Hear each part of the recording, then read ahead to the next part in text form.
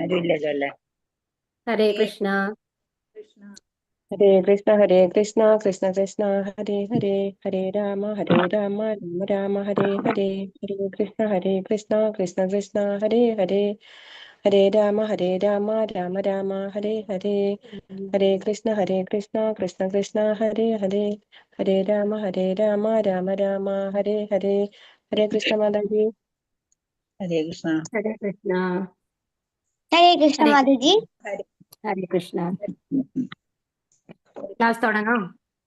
Okay Mataji. ഹരേ കൃഷ്ണ. ഹരേ കൃഷ്ണ മാതാജി. ഹരേ കൃഷ്ണ. ഉമജ്ഞാനതിമിരാന്തസ്യ ജ്ഞാനാഞ്ജനശലാകയാ ചക്ഷുരുന്മീലിതം യേന തസ്മൈ ശ്രീഗുരവേ നമഃ. ശ്രീചൈതന്യമനോഭീഷ്ടം സ്ഥാപിതം യേന ഭൂതലേ സ്വയം രൂപ കഥാ മഹ്യം ദദാന്തി സ്വപദാന്തികം വന്ദേഹം ശ്രീഗുരോ ശ്രീയുത പദകമലം ശ്രീഗുരും വൈഷ്ണവാം ച ശ്രീരൂപം സാഗ്രജാതം സഗണരഘുനാഥാനിതം തം സജീവം സാദ്വൈതം സാവധൂതം പരിജനസഹിതം ശ്രീകൃഷ്ണ ചൈതന്യദേവം ശ്രീരാധാ കൃഷ്ണപാദാൻ സഗണലളിത ശ്രീവിശാഖാനിതം ഹേ കൃഷ്ണ കരുണാ സിന്ധോ ദീനബന്ധോ ജഗത്പതേ ഗോപേശ ഗോപികാകാന്ത രാധാകാന്ത നമോസ്തുതേ തപ്തകാഞ്ചന ഗൗരാംഗീ രാധേ വൃന്ദാവനേശ്വരി വൃഷഭാനുസുതേ ദേവി പ്രണമാമി ഹരിപ്രിയേ വാഞ്ചാകൽപതരൂപ്യസ്യ കൃപാ സിന്ധുഭ്യേവ ച പതിതാനാം പാവനേഭ്യോ വൈഷ്ണവേഭ്യോ നമോ നമഃ.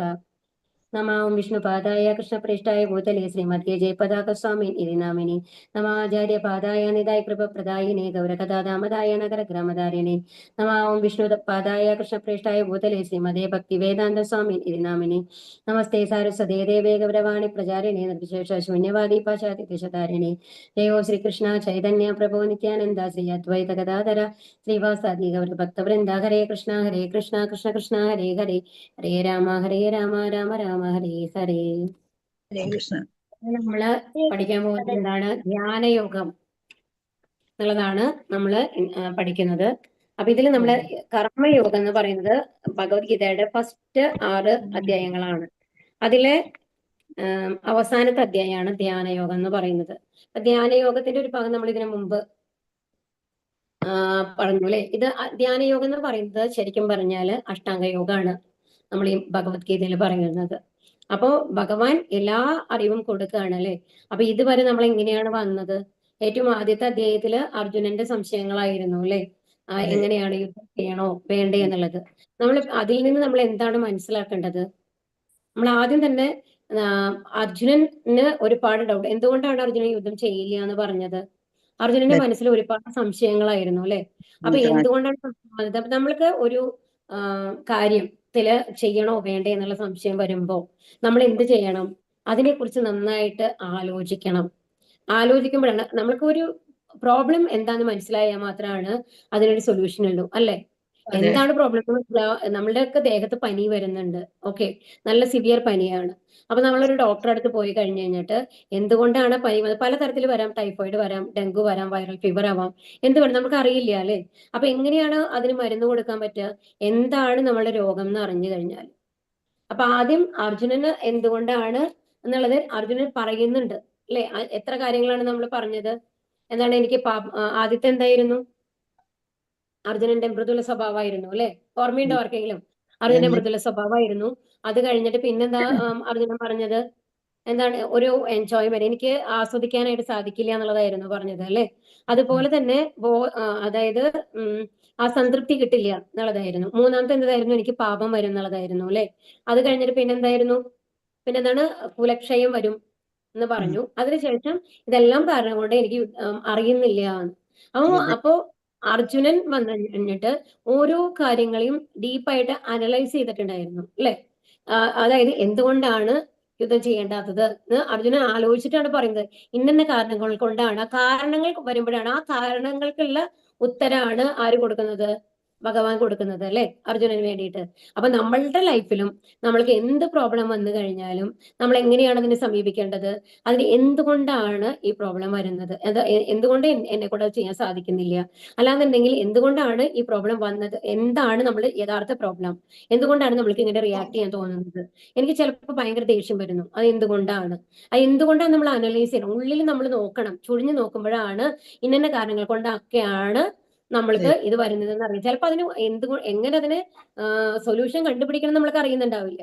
പക്ഷെ നമ്മൾ യഥാർത്ഥത്തിൽ ഒരാളോട് നമ്മൾ ഒരു ഗൈഡൻസ് എടുക്കുമ്പോൾ അയാളുടെ വ്യക്തമായിട്ട് പറയണം, എനിക്ക് ഇന്ന ഇഷ്യൂസ് ആണുള്ളത്, ഇന്ന പ്രോബ്ലംസ് ആണുള്ളത്, ഇതിന് ഞാൻ എങ്ങനെയാണ് സൊല്യൂഷൻ കണ്ടുപിടിക്കേണ്ടത് എന്ന് ചോദിക്കണം. അപ്പൊ നമ്മൾ കറക്റ്റ് ആയിട്ടുള്ള ചോദ്യം ചോദിച്ചാലാണ് കറക്റ്റ് ആയിട്ടുള്ള ഉത്തരം കിട്ടുള്ളൂ അല്ലെ. അല്ലാണ്ട് മുമ്പിൽ നിൽക്കുന്ന ആൾക്ക്, നമുക്ക് പറഞ്ഞു തരുന്ന ആൾക്ക് നമ്മുടെ പ്രോബ്ലം എന്താന്ന് നമ്മുടെ ഉള്ളിൽ വന്നിട്ട് ചുഴി നോക്കാൻ പറ്റില്ല. അപ്പൊ ഫസ്റ്റ് നമ്മൾ എന്താ ചെയ്യേണ്ടത്, നമ്മൾ എന്ത് പ്രവൃത്തി ചെയ്യാൻ തുടങ്ങുമ്പോഴും എന്തെങ്കിലും സംശയം വന്നു കഴിഞ്ഞാലും അതിനെ നമ്മളോട് ചോദിക്കണം, എന്തുകൊണ്ടാണ് നമ്മൾക്ക് ഇങ്ങനെ വരുന്നത്, എന്താണ് നമ്മുടെ ഇഷ്യൂസ് എന്നുള്ളത്. ആ ഒരു ഇതാണ് നമ്മൾ എടുത്തു ചാടിയിട്ട് ഒരു തീരുമാനം എടുക്കരുത് എന്നുള്ളതാണ്. അപ്പോ അർജുനൻ ഇത്രയും കാര്യങ്ങൾ അനലൈസ് ചെയ്ത് പറഞ്ഞിട്ടുണ്ട് അല്ലെ ഭഗവാന്റെ അടുത്ത്. അതിനനുസരിച്ചാണ് ഭഗവാൻ ഉത്തരം കൊടുക്കുന്നത്. അപ്പൊ ഭഗവാൻ ഇപ്പൊ എന്താണ് നമ്മൾക്ക് പറഞ്ഞു തരുന്നത്, കർമ്മയോഗമാണ്. അപ്പം അത് കഴിഞ്ഞപ്പോ ഭഗവാൻ എന്താണ് ആദ്യം തന്നെ പറഞ്ഞു കൊടുത്തത്, ആദ്യത്തെ മൃദുല ഹൃദയത്തിന് എന്താണ് പറഞ്ഞു കൊടുത്തത്, നമ്മള് ശരീരമല്ല ആത്മാവാണെന്ന് പറഞ്ഞു കൊടുത്തു അല്ലെ. നമ്മൾ ആത്മാവാണ്. അപ്പോ ആ ശരീരം നശിപ്പിച്ചത് കൊണ്ട് ആത്മാവ് നശിക്കുന്നില്ല എന്നുള്ളതാണ് ആദ്യം ഭഗവത്ഗീത നമ്മളെ പഠിപ്പിക്കുന്നത്.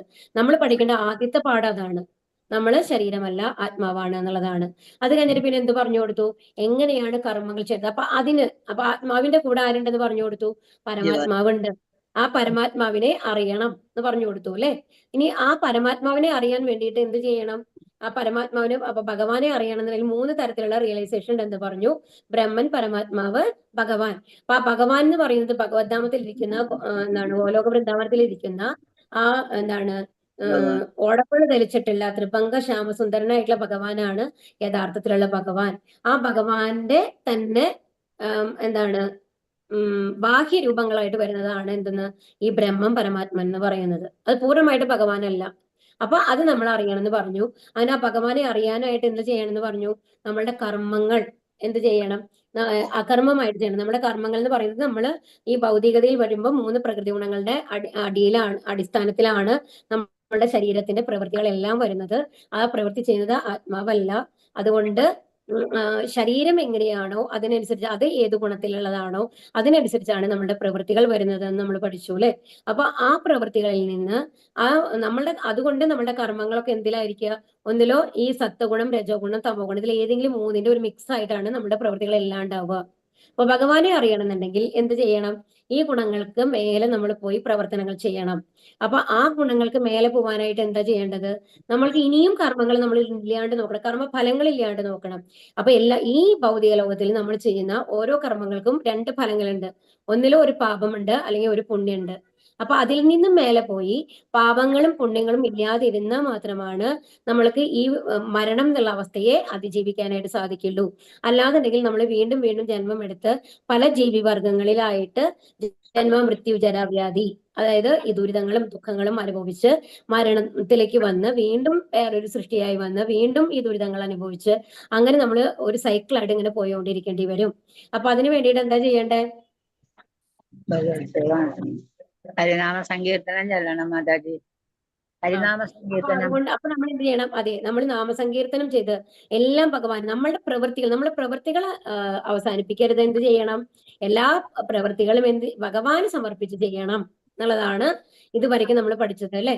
ഇനി ഈ ധ്യാനയോഗത്തിൽ മെയിൻ ആയിട്ട് പറയണത് എന്താണെന്നുണ്ടെങ്കിൽ അതിനെന്താ വേണ്ടത്, നമ്മൾ പറഞ്ഞു ഹരേ കൃഷ്ണ നാമ മന്ത്രമാണ് നമ്മളുടെ സൊല്യൂഷനാണ്. അത് നമ്മുടെ പ്രോബ്ലം എന്താണ്, നമ്മുടെ പ്രോബ്ലം എന്ന് പറയുന്നത് എന്താണെന്നുണ്ടെങ്കിൽ നമ്മുടെ ഇന്ദ്രിയങ്ങളെ നമ്മൾക്ക് നിയന്ത്രിക്കാനായിട്ട് സാധിക്കില്ല.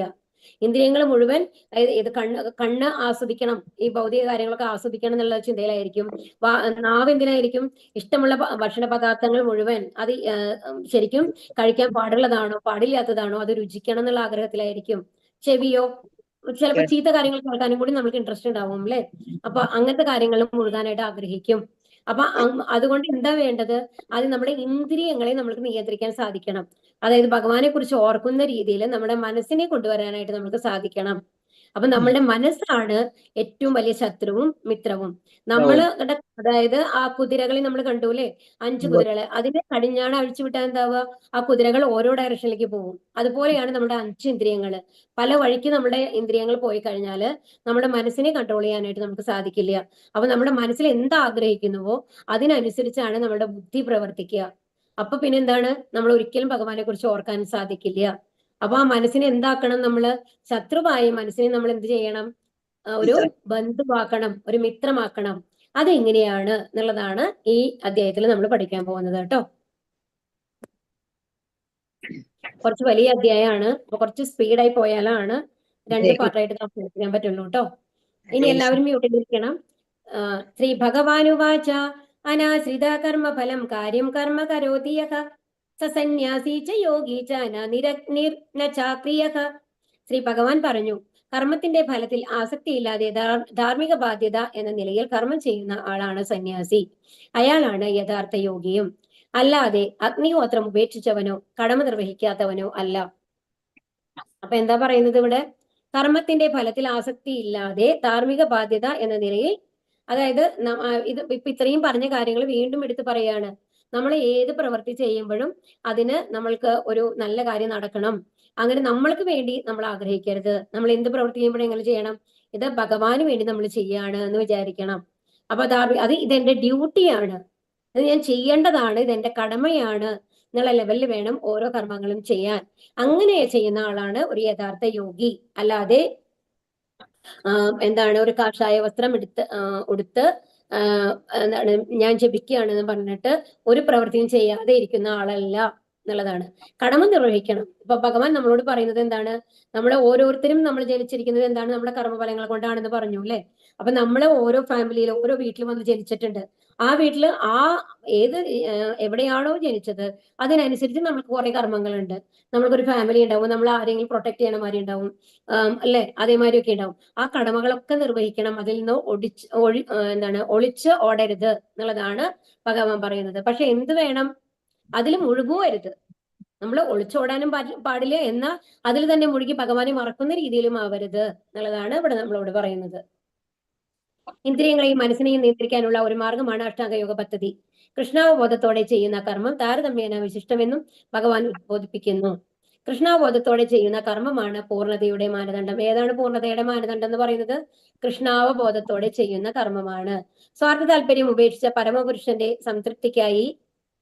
സംപ്രീതിക്കായി കർമ്മങ്ങൾ അനുഷ്ഠിക്കുന്ന ജീവസത്തെയാണ് യഥാർത്ഥ സന്യാസിയും യഥാർത്ഥ യോഗിയും. അപ്പൊ നമ്മൾ സന്യാസി എന്ന് വിളിക്കുന്ന ആൾക്കാര് യഥാർത്ഥത്തിൽ സന്യാസികളാവണമെന്നില്ല. അവരുടെ ഡ്രസ്സ് കൊണ്ട് മാത്രമായിരിക്കും അവർ സന്യാസി. യഥാർത്ഥത്തിലുള്ള സന്യാസി ആരാണ്? എല്ലാം ഭഗവാന് വേണ്ടി അർപ്പിച്ച് ചെയ്യുന്നവര്. അവർക്ക് സ്വാർത്ഥ താല്പര്യം ഉണ്ടാവില്ല. കാരണം എല്ലാവരെയും ഒരുപോലെ നമ്മൾ കണ്ടൂല്ലേ? വിദ്യാവിനയ സമ്പന്നേ ബ്രാഹ്മണേക വിഹസ്തിനി. നമ്മള് കഴിഞ്ഞ അധ്യായത്തിൽ പഠിച്ചു. എന്താ പറഞ്ഞത്? ഒരു പണ്ഡിതനായിട്ടുള്ള ആള് അത്രയും അധികം എളിമയുള്ള ഒരാളായിരിക്കും. കാരണം അയാൾക്ക് അറിയാം എല്ലാം ഭഗവാൻ തന്നതാണ്, തന്റേതായിട്ട് ഒന്നുമില്ല. നമ്മളൊന്നും ഇവിടെ കൊണ്ടുവരില്ല. സത്യം പറഞ്ഞാൽ നമ്മൾക്ക് ഉപേക്ഷിക്കാനായിട്ട് ഇവിടെ ഒന്നുമില്ല. കാരണം നമ്മൾ എന്തെങ്കിലും കൊണ്ടുവന്നിട്ട് നമ്മളുടേതായിട്ടുണ്ടെങ്കിലല്ലേ നമുക്ക് ഉപേക്ഷിക്കാൻ സാധിക്കുക. അങ്ങനെ ഒന്നുമില്ല നമ്മളുടെ അടുത്ത്, അല്ലെ? അപ്പൊ നമ്മൾ യുക്തവൈരാഗ്യമായിട്ട് ഇരിക്കണം. കാരണം എന്റേതായിട്ട് ഒന്നുമില്ല, എല്ലാം ഭഗവാൻ തന്നതാണ്. അപ്പൊ എന്തെനിക്ക് കിട്ടിക്കഴിഞ്ഞാലും ഭഗവാന്റെ അനുഗ്രഹമാണ്. എനിക്ക് ഒരു സാധനം കിട്ടിയില്ല എന്നുണ്ടെങ്കിൽ ഞാനത് അർഹിക്കുന്നില്ല എന്നുള്ള ബോധത്തിൽ ഇരിക്കാനായിട്ട് അവർക്ക് സാധിക്കും. അങ്ങനത്തെ ആൾക്കാരാണ് യഥാർത്ഥത്തിലുള്ള സന്യാസി, യഥാർത്ഥ യോഗിയും. കൃഷ്ണാബോധത്തോടെ പ്രവർത്തിക്കുന്നവനാവട്ടെ സ്വാർത്ഥ ഉദ്ദേശ്യമില്ലാതെ പരിപൂർണന് കൃഷ്ണന് വേണ്ടി കർത്തവ്യം നിറവേറ്റുന്നു, സ്വന്തം തൃപ്തിക്കായല്ല. അപ്പൊ ഭഗവാന് വേണ്ടിയിട്ട് ചെയ്യാന്ന് പറയുമ്പോൾ സ്വന്തം തൃപ്തിക്ക്, എന്റെ ആവശ്യങ്ങൾക്ക് വേണ്ടിയിട്ടല്ല, ഞാൻ ഫസ്റ്റ് ആവണമെന്ന് വിചാരിച്ചിട്ടല്ല. നമ്മൾക്ക് ഇപ്പൊ ഒരു ജോലി കിട്ടുമ്പോൾ ആ ജോലി കൊണ്ട് എത്ര പേർക്ക് ഉപകാരം ഉണ്ടാവും, അങ്ങനെ ആലോചിച്ചിട്ട് വേണം ഒരു ജോലിയെ സ്വീകരിക്കണമെങ്കിൽ. അല്ലാതെ എനിക്ക് ശമ്പളം കിട്ടണം അതുകൊണ്ട് ഞാൻ സുഖിക്കണം എന്നുള്ള മനോഭാവത്തോട് കൂടിയിട്ടല്ല. അപ്പൊ ആ വ്യത്യസ്തത വരുത്തണം നമ്മുടെ ആ തിങ്കിങ്ങില്. യോഗം എന്നാൽ ഇനി രണ്ടാമത്തെ ശ്ലോകം. യം സന്യാസമിതി പ്രാഹുർ യോഗം തം വിദ്ധി പാണ്ഡവ നഹ്യ സന്യസ്ത സങ്കല്പോ യോഗി ഭവതി കശ്ചന. പരിത്യാഗം എന്ന് പറയുന്നത് യോഗം തന്നെയാണെന്ന് നീ അറിയണം. യോഗം എന്നാൽ പരമപുരുഷനുമായി ബന്ധം സ്ഥാപിക്കുക എന്നതാണ്. പാണ്ഡുപുത്ര, ഇന്ദ്രിയ സുഖങ്ങളിലുള്ള തൃഷ്ണ ഉപേക്ഷിക്കാതെ ആർക്കും ഒരിക്കലും യോഗിയാവാനാവില്ല. ഇവിടെ യോഗം എന്ന് പറയുന്നത് എന്താണ്? ഭഗവാനുമായിട്ടുള്ള ബന്ധമാണ് എന്ന് പറഞ്ഞു. നമ്മൾക്ക് ഭഗവാനെ കിട്ടണം എന്നുണ്ടെങ്കിൽ നമ്മൾ ഉപേക്ഷിക്കണം. എന്തെങ്കിലും ഉപേക്ഷിക്കണം മീൻസ് ഒരു ത്യാഗമില്ലാണ്ട് ഭഗവാനെ കിട്ടില്ല. എന്താണ് നമ്മൾ ത്യാഗം ചെയ്യേണ്ടത്? അതാണ് നമ്മൾ പറഞ്ഞത്. നമ്മൾ ഇവിടേക്ക് ഒന്നും കൊണ്ടുവന്നിട്ടില്ല, എല്ലാം ഭഗവാന്റെ സാധനങ്ങളാണ് ഉപയോഗിക്കുന്നത്. നമ്മൾക്ക് തന്ന റിലേഷൻ, അമ്മയും അച്ഛനും എല്ലാം ഭഗവാൻ തന്നതാണ്. നമ്മളുടെ ചോയ്സ് ആണോ അമ്മ അച്ഛൻ എന്ന് പറയുന്നത്? അല്ലല്ലോ. നമ്മൾ ജനിച്ചു കഴിഞ്ഞിട്ടാണ് നമ്മൾക്ക് ആ ഒരു ഐഡന്റിറ്റി കിട്ടുന്നത്. നമ്മുടെ ഒരു ഫാമിലി, ഒരു ഐഡന്റിറ്റി നമ്മൾക്ക് കിട്ടുന്നു, അല്ലെ? അപ്പൊ ഈ അച്ഛനും അമ്മയും തന്നതാരാണ്? ഭഗവാനാണ്. ഒരു സിബ്ലിങ്സ് ഉണ്ടെന്നുണ്ടെങ്കിൽ അവരെ തന്നതാരാണ്? അതും ഭഗവാനാണ്. അപ്പൊ ഏത് രീതിയിലാണെന്നുണ്ടെങ്കിലും എല്ലാം തന്നിട്ടുള്ളത് ഭഗവാനാണ്. അപ്പൊ നമ്മൾക്ക് സത്യം പറഞ്ഞാൽ ഉപേക്ഷിക്കാനായിട്ട് ഒന്നുമില്ല. പിന്നെ എന്താണ് ഉപേക്ഷിക്കാൻ ഒന്നുമില്ലാത്ത ആൾക്കാർ എന്താണ് ഉപേക്ഷിക്കുന്നത്? ഈ നമ്മൾ 3 പ്രകൃതി ഗുണങ്ങളിൽ മുഴുകിയത് കൊണ്ട് നമ്മൾ കുറെ ആഗ്രഹങ്ങൾ വന്നിട്ടുണ്ട്, ഭൗതിക ആഗ്രഹങ്ങൾ. അതാണ് എക്സ്ട്രാ നമ്മൾ ഇവിടെ വന്നിട്ട് നമ്മൾക്ക് കിട്ടുന്ന സാധനങ്ങൾ അല്ലെ. ഈ ഭൂമിയിൽ വന്നിട്ട് നമ്മൾക്ക് കിട്ടിയ കാര്യങ്ങൾ എന്താണ്? ഭൗതിക ആഗ്രഹങ്ങൾ. ആ ഭൗതിക ആഗ്രഹങ്ങൾ ഉപേക്ഷിക്കുക, അതാണ് നമ്മൾ റിനൗൺസ് ചെയ്യേണ്ടത്. അതാണ് പറയുന്നത്, ഇന്ദ്രിയ സുഖങ്ങളിലുള്ള തൃഷ്ണ ഉപേക്ഷിക്കാതെ ആർക്കും ഒരിക്കലും യോഗിയാവാനില്ല. ആ ആഗ്രഹങ്ങൾ കുറയ്ക്കാണ്ട് ഒരിക്കലും ഭഗവാനെ കുറിച്ച് അറിയാനോ ഭഗവാന്റെ അടുത്ത് പോകാനോ നമുക്ക് സാധിക്കില്ല. നമുക്കൊരു യോഗിയാവാനായിട്ട്, യോഗം എന്ന് പറഞ്ഞാൽ ഭഗവാനുമായി ബന്ധപ്പെട്ടവൻ. ഭഗവാനുമായി ബന്ധപ്പെടണം എന്നുണ്ടെങ്കിൽ എന്തുണ്ടാവണം? നമ്മൾക്ക് ഭൗതികാഗ്രഹങ്ങൾ ഇല്ലാണ്ടാവണം. അതാണ് ത്യാഗം എന്ന് പറയുന്നത്. ആരുരുക്ഷോർമുനേർ യോഗം കർമ്മകാരണമുച്യതേ യോഗാരൂഢസ്യ തസ്യൈവ ശമകാരണമുച്യതേ. അഷ്ടാംഗയോഗ പദ്ധതിയിൽ പ്രാരംഭകനായ സാധകന് കർമ്മമത്രേ മാർഗം. യോഗസിദ്ധിയാൽ ഉയർന്നവനാകട്ടെ എല്ലാ ഭൗതിക പ്രവർത്തനങ്ങളുടെയും നിരോധനമാണ് ഉപായം. എന്തൊക്കെയോ പറയുന്നുണ്ട് ഇവിടെ രണ്ട് കാര്യങ്ങളാണ് പറയുന്നത് കേട്ടോ. അഷ്ടാംഗ യോഗം കേൾക്കുന്നില്ല എല്ലാവർക്കും? അഷ്ടാംഗ യോഗ പദ്ധതിയില് പ്രാരംഭകനായ സാധകന് കർമ്മമാണ് മാർഗം. അതായത് തുടങ്ങുമ്പോൾ നമ്മൾ കർമ്മങ്ങളിൽ വെച്ച് തുടങ്ങണം എന്നുള്ളതാണ്. അതായത് നമ്മൾക്ക് ഒന്നും അറിയില്ല, ഇതിനെ പറ്റി ഒന്നും അറിയില്ല അല്ലെ. അപ്പൊ എന്താ ചെയ്യേണ്ടത്? നമ്മൾ ഭഗവാന് സമർപ്പിച്ച് നമ്മൾ എല്ലാ കാര്യങ്ങളും ചെയ്യാണ്. ഇപ്പൊ നമ്മളിൽ ഓരോരുത്തർക്കും എന്തുകൊണ്ടാണ് നമ്മളിവിടെ ഇവിടെ ജനിച്ചത് ഇതൊന്നും നമ്മൾക്ക് അറിയണ്ടായിരുന്നില്ല. ഇപ്പോഴാണ് നമ്മൾക്ക് അറിയുന്നത് അല്ലെ, എന്താണ് നമ്മളിവിടെ ജനിക്കാനുള്ള കാരണം, നമ്മുടെ ജീവിതത്തിന്റെ ലക്ഷ്യം എന്താണ്, ഭഗവാന്റെ അടുത്ത് തിരിച്ചു പോകണമെന്നുള്ളത് ഇപ്പോഴാണ് നമുക്ക് മനസ്സിലായിട്ടുള്ളത്. അപ്പൊ അപ്പൊ നമ്മൾ കർമ്മത്തിൽ കൂടി മാത്രം, കർമ്മം ഉപേക്ഷിച്ചിട്ട് നമ്മൾക്ക് എത്താൻ പറ്റില്ല ഭഗവാന്റെ അടുത്ത്. അപ്പൊ ആദ്യം കർമ്മമാണ് പറയുന്നത്. പിന്നെ യോഗസിദ്ധിയില്ല. പക്ഷേ ആ ലെവലിൽ സമാധി എത്തിയ ഒരാളാണെങ്കിലോ എല്ലാം കൺട്രോൾ ചെയ്ത് സമാധിയിൽ എത്തിയ ആൾക്കാർക്ക് വന്നിട്ട് ഒന്നിനോട് ഒരു ആഗ്രഹം ഉണ്ടാവില്ല. അവർക്ക് അവരുടെ ശരീരത്തിനെ ഭക്ഷണം കഴിക്കാതെയോ വെള്ളം കുടിക്കാതെയോ എത്ര കാലം വേണമെങ്കിലും നിലനിർത്താൻ സാധിക്കും എന്നാണ് പറയുന്നത്. അപ്പൊ അങ്ങനത്തെ ആൾക്കാർക്ക് ഭൗതിക പ്രവർത്തനങ്ങളുടെ നിരോധനമാണ്. അപ്പൊ അഷ്ടാംഗ യോഗത്തിൽ നമ്മൾ എന്താ ചെയ്യുന്നത്? നമ്മുടെ പ്രവൃത്തികളെ എല്ലാം നിരോധിക്കണം, നമ്മൾ ചെയ്യുന്നില്ല. എല്ലാത്തിനെയും ഉൾവലിഞ്ഞ് ഒരു സ്ഥലത്ത് സെക്ലൂഡഡ് ആയിട്ടുള്ളത്, അത് വിജനമായ സ്ഥലത്ത് പോയിട്ടിരുന്ന് നമ്മൾ ധ്യാനം ചെയ്യുകയാണ് ചെയ്യുന്നത് അല്ലെ. അതിലെന്ന് പറയുമ്പോൾ എന്താണ്? എല്ലാ ഭൗതിക പ്രവൃത്തികളും ഉപേക്ഷിക്കുകയാണ് ചെയ്യുന്നത്. പക്ഷെ മനസ്സിലെ ഇപ്പൊ എന്തുകൊണ്ടാണ് പ്രാരംഭകനായ സാധകന് കർമ്മകമാണ് മാർഗം എന്ന് പറയുന്നത്? തുടങ്ങാൻ ഒരാൾക്ക് വന്നിട്ട് മനസ്സിലെ ആഗ്രഹങ്ങൾ പോയിട്ടുണ്ടാവോ? ഇല്ല. എല്ലാ ഭക്ഷണ സാധനങ്ങളും കഴിക്കണം എന്ന് ആഗ്രഹം ഉണ്ടാവും, എല്ലാ ആഗ്രഹങ്ങളും ഉണ്ടാവും. അതുകൊണ്ടാണ് കർമ്മമാണ് മാർഗം എന്ന് പറയുന്നത് കേട്ടോ. ഇനി ഇതിന്റെ എക്സ്പ്ലനേഷൻ പിന്നിലാണ് വരിക. യോഗം എന്നാൽ പരമപുരുഷനുമായുള്ള ബന്ധമാണ്. ജീവാത്മാവ് എന്ന നിലയിൽ തന്റെ മൂലസ്വരൂപം എന്തെന്ന് അറിയുകയും അതനുസരിച്ച് പ്രവർത്തിക്കുകയും ചെയ്യുന്നതാണ് സന്യാസയോഗം. അപ്പൊ എന്താ പറയുന്നത്? നമ്മുടെ മൂലസ്വരൂപം എന്ന് പറയുന്നതാണ് നമ്മുടെ ഭഗവാന്റെ ശാശ്വതാംശമാണ് എന്നുള്ളത് അല്ലെ. കൃഷ്ണാബോധമുള്ള ഒരാൾക്ക് കൃഷ്ണനായിക്കൊണ്ടുള്ള പ്രവർത്തനങ്ങളിലല്ലാതെ മറ്റൊന്നിലും തന്റെ ഇന്ദ്രിയങ്ങളെ വ്യാപരിപ്പിക്കുവാൻ സന്ദർഭം ഉണ്ടാവില്ല. അപ്പൊ ശരിക്കും കൃഷ്ണാബോധമുള്ള ഒരാൾക്ക് എപ്പോഴും ഭഗവാന്റെ സേവനങ്ങൾ ചെയ്യാൻ മാത്രമാണ് സമയം ഉണ്ടാവും. ശരിക്കും നമ്മൾ ആത്മാർത്ഥമായിട്ട് അതിൽ ഇറങ്ങിക്കഴിഞ്ഞാൽ നമ്മൾക്ക് ഒരു മിനിറ്റ് പോലും സമയം ഉണ്ടാവില്ല വേറെ കാര്യങ്ങൾ ചെയ്യാൻ. എങ്ങനെയാണ് നമ്മുടെ വീട്ടിലൊക്കെ പണികൾ ചെയ്യണമെന്നുള്ളതും കൂടി അതിന് നമ്മൾ സമയം ഉണ്ടാക്കേണ്ടി വരും. അത്രയും നമ്മൾ അതിൽ മുഴുകണമാരിയാണ് ഉണ്ടാവുക. അപ്പൊ കൃഷ്ണാബോധമുള്ള ഒരാൾ ഒരേ സമയം തന്നെ സന്യാസിയും യോഗിയുമാണ്. അപ്പൊ സന്യാസിയാണെന്ന് പറയുന്നതാണ് ആഗ്രഹങ്ങളില്ലാത്ത ആൾ, മനസ്സിൽ വിരക്തി വന്ന ആളെയാണ് സന്യാസി എന്ന് പറയുന്നത്. വേഷിട്ടുള്ള ആളെ അല്ല കേട്ടോ.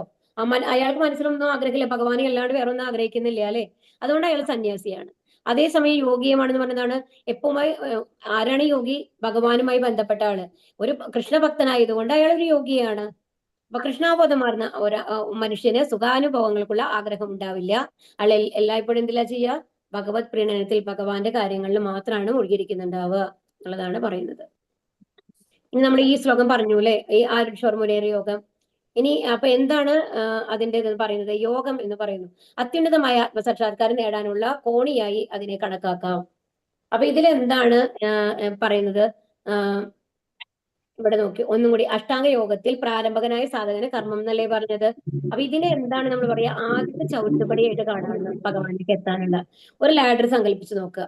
അപ്പൊ ഈ യോഗം എന്ന് പറയുന്നത് എന്താണ്? ഭഗവാനുമായിട്ടുള്ള ആ ഭഗവാന്റെ ധാമത്തിലേക്ക് എത്താനുള്ള ആദ്യത്തെ കോണിയുടെ ആദ്യത്തെ സ്റ്റെപ്പാണ്. അതിലെ 3ആയി വിഭജിക്കാം. ഇതിന് ഓരോ ഭാഗത്തിനും ജ്ഞാനയോഗം, ധ്യാനയോഗം, ഭക്തിയോഗം എന്നിങ്ങനെ പേർ കൊടുക്കാം. അപ്പൊ പല സ്റ്റെപ്പുകളാണ്. നമ്മൾ ഇതിനു മുമ്പ് പറഞ്ഞു അല്ലെ, കണ്ടതല്ലേ? ഓർമ്മയുണ്ടോ ആർക്കെങ്കിലും? എന്താണ് ആദ്യം വന്നത്? കർമ്മകാന്ഡം, കർമ്മയോഗം. അത് കഴിഞ്ഞിട്ട് എന്താ പറയാ വന്നത്? നിഷ്കാമ കർമ്മം വന്നു അല്ലെ. അത് നിഷ്കാമ കർമ്മയോഗം കഴിഞ്ഞിട്ട് പിന്നെ എന്താ വന്നത്?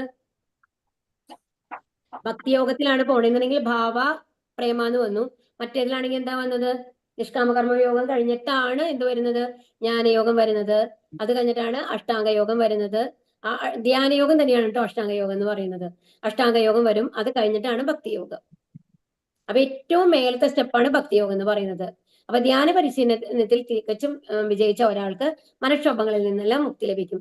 ഈ സമാധി എന്നുള്ള ലെവലിലേക്ക് നമ്മൾ എത്തിക്കഴിഞ്ഞാല് നമ്മളുടെ ഇന്ദ്രിയങ്ങളെല്ലാം നമ്മളുടെ കൺട്രോളിലാണ് ഉണ്ടാവുക. അപ്പൊ നമ്മൾക്ക് ദുഃഖങ്ങളൊന്നും ഉണ്ടാവില്ല. ഒരാൾ ആരെ അപ്പുറത്ത് നിന്ന് എന്ത് ചീത്ത വിളിച്ചാലും എന്ത് പറഞ്ഞാലും നമ്മൾക്ക് അതിനോടൊരു എഫക്റ്റ് തോന്നില്ല. അയ്യോ അവർക്ക് വിവരമില്ലാണ്ട് ചെയ്യണം എന്നുള്ള ലെവലിൽ അയാൾക്ക് കാണാൻ സാധിക്കും. എത്ര കളിയാക്കിയാലും അത് അയാളെ എഫക്ട് ചെയ്യില്ല. അത്രയും എന്താ പറയാ, തന്നിൽ തന്നെ മുഴുകിയിരിക്കുന്ന ഒരാളാണ്. അയാൾക്ക് വേറെ ഒരാളും ആവശ്യമില്ല ഈ ലോകത്തെ. ഇനി ഭൗതിക തൃഷ്ണകളെല്ലാം ത്യജിച്ച് ഇന്ദ്രിയ സുഖങ്ങൾക്ക് വേണ്ടിയോ ഫലം ഉദ്ദേശിച്ചോ യാതൊന്നും പ്രവർത്തിക്കാത്ത ആളെ യോഗാരൂഢൻ എന്ന് പറയാം. അപ്പൊ എന്താണ്, എല്ലാ ഭൗതിക ആഗ്രഹങ്ങളും ഉപേക്ഷിച്ചിട്ട് ഇന്ദ്രിയ സുഖങ്ങൾക്ക് വേണ്ടിയിട്ട് ഒന്നും ചെയ്യാത്ത ഒരാള്, അങ്ങനെ അതിനുവേണ്ടി പ്രവർത്തിക്കാത്ത ഒരാളാണ് യോഗാരൂഢൻ. യോഗാരൂഢൻ എന്ന് പറഞ്ഞ ആൾ എന്താണ്? ഇന്ദ്രിയ സുഖങ്ങൾക്ക് വേണ്ടിയോ ഫലം ഉദ്ദേശിച്ചോ യാതൊന്നും പ്രവർത്തിക്കാത്ത ആളെയാണ് യോഗാരൂഢൻ എന്ന് പറയുന്നത്. കൃഷ്ണാബോധത്താൽ ഒരാൾക്ക് ഏത് കർമ്മവും കൃഷ്ണപ്രീതിക്കായി കൊണ്ട് ചെയ്യാനും അങ്ങനെ ഇന്ദ്രിയ സുഖാഭിലാഷത്തിൽ നിന്ന് തികച്ചും ഒഴിഞ്ഞു നിൽക്കാനും സാധിക്കും. അപ്പൊ എന്താണ്, അപ്പൊ അയാൾക്കറിയാം ഇപ്പോ എല്ലാവരും വീട്ടിലിപ്പോ നമ്മൾ മാത്രമേ ഉള്ളൂ നിൽക്കൂ. വീട്ടില് ഈ കൃഷ്ണാബോധം ഇപ്പോ ഭഗവത്ഗീത വായിക്കണം എന്നുള്ളതിൽ ഹരകൃഷ്ണ മന്ത്രം ചെല്ലുന്നുണ്ട്. അങ്ങനെ നമ്മൾ ഇതിലേക്ക് വന്നിട്ടുള്ള ഒരാളാണ്. അപ്പൊ നമ്മൾക്കറിയാം എന്താണ്, ഓവറായിട്ട് നമ്മൾ സിനിമ മൂവി അതൊക്കെ കുറച്ച് അവോയ്ഡ് ചെയ്യണം. നമ്മൾ അതിൽ മുഴുകി കഴിഞ്ഞാൽ പിന്നെ ഇതിലേക്ക് ഇൻട്രസ്റ്റ് വരില്ല. അപ്പൊ അതുകൊണ്ട് നമ്മൾ സിനിമ കാണുന്നില്ല നമ്മൾ വിചാരിച്ചിട്ടുണ്ടെന്ന് വിചാരിക്കും. പക്ഷെ നമ്മുടെ വീട്ടിൽ കുറെ ഗസ്റ്റ് വന്നിട്ട് എല്ലാവരോടും അത്രയും നല്ല മൂവിയാണ്, എല്ലാവരും കൂടി പോവാണ്, ഒരു ട്രിപ്പ് മാതിരി പോവാണ്, എൻജോയ് ചെയ്യാം, പുറത്ത് പോയി ഹോട്ടലിൽ പോയി ഭക്ഷണം കഴിക്കാം. അങ്ങനെയൊക്കെ വരുമ്പോ നമ്മൾ വിചാരിക്കും ഓക്കെ ഇന്നത്തെ ഒരു ദിവസം ഇവരെ കൂടെ കൂടാം എന്ന് വിചാരിക്കും. അതാണ്. പക്ഷെ അത് യഥാർത്ഥത്തിൽ ആ ഒരു ഭക്തി ഭഗവാനോടുള്ള ആഭിമുഖ്യം വന്ന ഒരാളാണെന്നുണ്ടെങ്കിൽ ഓക്കെ നിങ്ങൾ പോയിട്ട് വന്നുള്ള അയാൾക്ക് ഭയങ്കര സന്തോഷമായിരിക്കും. കാരണം വീട്ടിൽ ഒരാളും ഉണ്ടാവില്ല, സമാധാനമായിട്ടിരുന്ന് നമ്മൾക്ക് ഭഗവത്ഗീത വായിക്കാം, ഹരകൃഷ്ണ മന്ത്രം ജപിക്കാം, നമ്മുടെ ഇഷ്ടത്തിന് എന്ത് വേണമെങ്കിലും ചെയ്യാം. അങ്ങനെയാണ് അങ്ങനത്തെ ഒരാളെ ഇരിക്കുക. അപ്പൊ അതുകൊണ്ട് ഈ ഇന്ദ്രിയ സുഖാഭിലാഷത്തിന് ഒഴിഞ്ഞു നിൽക്കാനായിട്ട് ആൾക്ക് സാധിക്കും. ഇതാ ഹീനേന്ദ്രിയാർത്ഥേഷു ന കർമാസ്വനുഷജ്ജതേ സർവസങ്കല്പ സന്യാസി യോഗാരൂഢസ്തോച്യതേ. ഭൗതിക തൃഷ്ണങ്ങളെല്ലാം ത്യജിച്ച് ഇന്ദ്രിയ സുഖങ്ങൾക്ക് വേണ്ടിയോ ഫലം ഉദ്ദേശിച്ചോ നമ്മൾ പറഞ്ഞതാണല്ലേ ഓൾറെഡി. ഉദ്ധരേതാത്മനാത്മാനം നാത്മാനാമാവസാദയേത് ആത്മൈവാഹ്യാമനോ ബന്ധുർ ആത്മൈവാരിപുരാത്മനഃ. മനുഷ്യൻ മനസ്സിന്റെ സഹായത്തോടെ സ്വയം ഉദ്ധരിക്കണം, അതപ്പതിക്കരുത്. ബദ്ധനായ ആത്മാവിന് തന്റെ മനസ്സത്രേ ബന്ധു, അത് തന്നെയാണ് ശത്രു. ഇത് ഇമ്പോർട്ടന്റ് ആയിട്ടുള്ള ഒരു ശ്ലോകമാണ് കേട്ടോ. അപ്പൊ എന്താണ് വേണ്ടത്? അപ്പൊ നമ്മളുടെ ഇന്ദ്രിയ ആഗ്രഹങ്ങൾ നമ്മൾക്ക് ഇല്ലാണ്ടിരിക്കണം എന്നുണ്ടെങ്കിൽ ഇതുമാതിരിയുള്ള ഇതിൽ നിന്ന് ഇപ്പൊ മറ്റുള്ളവർ പോകുന്നുണ്ടെങ്കിലും എനിക്ക് പോവാണ്ടിരിക്കാൻ പറ്റും എന്നുള്ള ഒരു ഇത് വരണം എന്നുണ്ടെങ്കിൽ എന്തുണ്ടാവണം? നമ്മുടെ മനസ്സിനെ നമ്മളുടെ കൺട്രോളിൽ കൊണ്ടുവരണം. മനസ്സിന്റെ സഹായം, നമ്മുടെ മനസ്സാണ് നമ്മളൊക്കെ ഓരോന്നിനെയും പ്രേരിപ്പിക്കുന്നത് അല്ലെ. ഇത് വേണ്ടാന്ന് പറയിപ്പിക്കുന്നത് മനസ്സാണ്, വേണമെന്ന് പറയിപ്പിക്കുന്നത് മനസ്സാണ്. അപ്പൊ ആ മനസ്സിനെ നമ്മുടെ കൺട്രോളിൽ കൊണ്ടുവരണം. നമ്മുടെ ഇന്റലിജൻസ്, നമ്മുടെ ബുദ്ധി പറയണം എന്നൊന്ന്, ജീവാത്മാവിന്റെ നിർദ്ദേശമായിരിക്കണം എന്ന്, ഇത് ചെയ്യണോ വേണ്ടേ എന്നുള്ളത് ആ ലെവലിലേക്ക് കൊണ്ടുവരാൻ സാധിക്കണം. അപ്പൊ അതിനെന്ത് വേണം? നമ്മൾ അതപ്പതിക്കരുത് അല്ലെ. വീണ്ടും ആഗ്രഹങ്ങൾ മുഴുകി നമ്മൾ ഇത്രകാലം നമ്മൾ എത്രയോ ജന്മങ്ങൾ നമ്മൾ അനുഭവിച്ചു, ഇനിയും നമ്മൾക്ക് ജന്മങ്ങൾ വേണ്ട അല്ലെ. അപ്പൊ നമ്മൾക്ക് അതപ്പതിക്കാൻ പാടില്ല. അപ്പൊ എന്താണ് പറയുന്നത്? അപ്പം അതിന്റെ കാരണം ആരാണ്? മനസ്സാണ്. അപ്പൊ മനസ്സിനെ നിയന്ത്രിച്ചു കഴിഞ്ഞാൽ നമ്മൾ ജയിച്ചു. അപ്പൊ നമ്മുടെ മനസ്സ് നമ്മളുടെ മിത്രമാവുമ്പോ, അതായത് നമ്മളുടെ ആത്മാവിന്റെ ആഗ്രഹങ്ങൾക്കനുസരിച്ച് ബുദ്ധിക്ക് അനുസരിച്ച് മനസ്സ് പ്രവർത്തിക്കാൻ തുടങ്ങുമ്പോ മനസ്സ് നമ്മുടെ ബന്ധുവാണ്, നമ്മുടെ സുഹൃത്താണ് എന്നുള്ളതാണ്. അതല്ലെങ്കിലോ അത് തന്നെയാണ് ശത്രുവും. ആത്മാവിന് തന്റെ മനസ്സത്രേ ബന്ധു, അത് തന്നെയാണ് ശത്രുവും. ബദ്ധനായ ആത്മാവിനെ അജ്ഞാനത്തിന്റെ ചെളിക്കുണ്ടിൽ നിന്ന് കയറ്റാനുതകുന്ന പരിശീലനം മനസ്സിന് നൽകണം. പക്ഷെ ഇത് എളുപ്പമാണോ? അല്ല. കാരണം നമ്മൾ ജനിച്ചപ്പോൾ മുതൽ ഇത്രയും കാലം നമ്മൾ പഴകിക്കണത് എന്താണ്? എല്ലാം ഏതോ ഒരു 10 മിനിറ്റ് വേണമെങ്കിൽ ഭഗവാന് വേണ്ടി നമ്മൾ നീക്കി വെക്കുമായിരിക്കാം, ഏതോ ഒരു നേരം നമ്മൾ പോയി അമ്പലത്തിൽ പോയി തൊഴുമായിരിക്കാം. അതിനേക്കാളും മേലെ നമ്മൾ എന്താണ്, നമ്മുടെ ആഗ്രഹങ്ങളൊക്കെ ഭഗവാനോട് പറഞ്ഞ് സാധിക്കും. അതാണ് നമ്മളുടെ ഇത്. അതുകൊണ്ട് നമ്മൾ ഭഗവാനെ പൂജിക്കുന്നു, നമ്മൾ അമ്പലത്തിൽ പോകുന്നു. ഇതാണ് നമ്മുടെ കൺസെപ്റ്റ് ഇത്ര നാളായിരുന്നത് അല്ലെ. അപ്പൊ അങ്ങനെ പരിശീലിപ്പിച്ച ഒരാളെ അതിൽ നിന്ന് മാറ്റുക എന്ന് പറഞ്ഞു കഴിഞ്ഞാൽ ബുദ്ധിമുട്ടാണ്. നമ്മുടെ ശീലങ്ങളൊക്കെ എന്താണ് ശീലിക്കുന്നത്? നമ്മൾ ഇതിനു മുമ്പ് നമ്മളൊരു ഇത് കണ്ടു അല്ലെ, എന്താ പറയാ, ആരോ മാർക്ക് ഇട്ടിട്ട് നമ്മൾ കണ്ടില്ലേ. ലാസ്റ്റ് എന്താണ്? നമ്മുടെ ചിന്തകൾ എന്തായിട്ട് മാറുന്നു? പ്രവൃത്തിയായിട്ട് മാറുന്നു. ആ പ്രവൃത്തി സ്ഥിരമായിട്ട് ചെയ്തു കഴിഞ്ഞാൽ അത് എന്തായിട്ട് മാറുന്നു? ശീലമായിട്ട് മാറുന്നു. കാരണം ഒരു ശീലം എന്ന് പറഞ്ഞാൽ എന്താണ്? പ്രവൃത്തിയും ശീലവും തമ്മിലുള്ള വ്യത്യാസം എന്താണ്? പ്രവൃത്തി എന്ന് പറഞ്ഞാൽ നമ്മൾ ചെയ്യുന്നു, അത് അടുത്ത ദിവസം ചെയ്യണോ ചെയ്യണ്ടേ എന്നുള്ളതില്ല.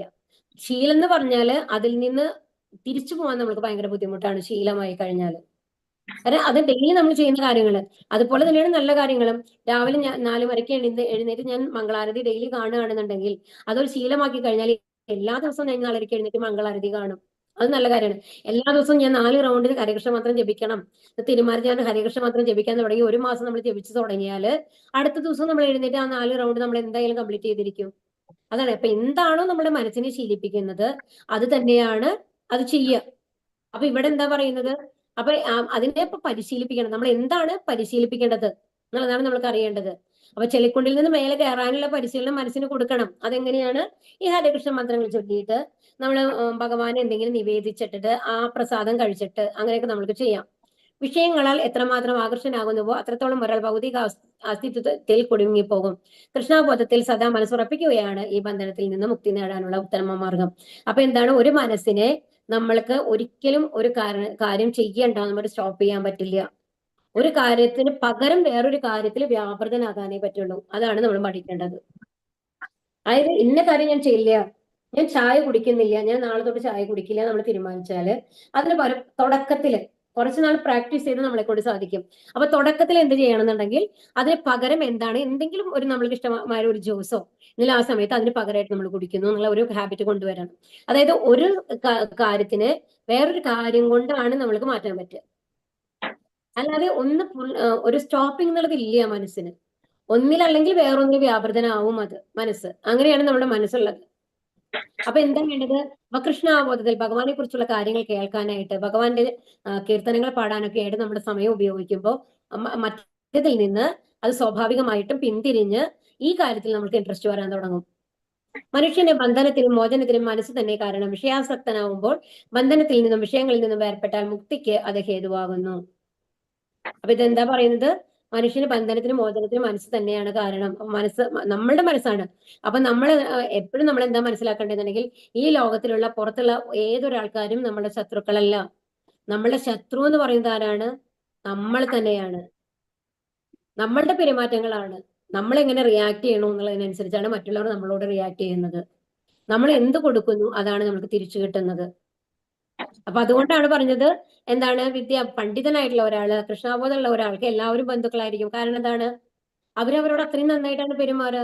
അവർക്കനുസരിച്ച്. കാരണം അവര് ഇത്രയും അവരുടെ സ്വഭാവം ശരിയല്ല, അവർ എന്തെങ്കിലും നമ്മളെ ചീത്ത പറഞ്ഞാലും കൂടി നമ്മൾ സമാധാനമായിട്ട് ഓക്കെ നിങ്ങൾ പറയുന്നത് കറക്റ്റ് ആണ് എന്നുള്ള ചിലപ്പോൾ നമ്മളായിരിക്കും ശരി, എന്നാലും ഓക്കെ നമ്മൾ ആർക്കും ചെയ്തിട്ട് നമ്മൾ സമയം വേസ്റ്റ് ചെയ്യാൻ പറ്റില്ല എന്നുള്ളത് കൊണ്ട് നമ്മൾ പറയും ഓക്കെ നിങ്ങൾ പറയുന്നത് കറക്റ്റ് ആണ്, ഓക്കെ ഞാൻ ഉണ്ടായിരുന്നു പിന്നെ കുഴപ്പമില്ലല്ലോ.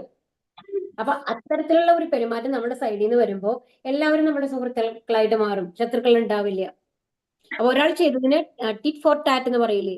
അതായത് ഒരാൾ ചെയ്തതിനെ തിരിച്ച് അതേ രീതിയിൽ തന്നെ നമ്മൾ തിരിച്ചടിക്കണം എന്ന് വിചാരിക്കുമ്പോഴാണ് ശത്രുത വരുന്നത്. മനസ്സിനെ ജയിച്ചവന് മനസ്സ് തന്നെയാണ് ഉറ്റ സുഹൃത്ത്. അതിന് കഴിയാത്തവനാകട്ടെ മനസ്സ് പരമശത്രുവുമായിരിക്കും. മനുഷ്യധർമ്മം നിറവേറ്റുന്നതിൽ ഒരു ആത്മസുഹൃത്താക്കാൻ വേണ്ടി മനസ്സിനെ നിയന്ത്രിക്കലാണ് അഷ്ടാംഗ യോഗചര്യയുടെ ഉദ്ദേശം. അപ്പൊ ഈ അഷ്ടാംഗ യോഗം എന്ന് പറഞ്ഞത് ശരിക്കും ഈ മനസ്സിനെ കൺട്രോൾ ചെയ്യാനുള്ള ഒരു പ്രോസസ്സാണ്. പക്ഷെ അത് അത്രയും നല്ല പ്രോസസ്സാണ്. പക്ഷെ എന്തുകൊണ്ടാണ് കലിയുഗത്തിൽ അത് ചെയ്യേണ്ടെന്ന് പറയുന്നത്?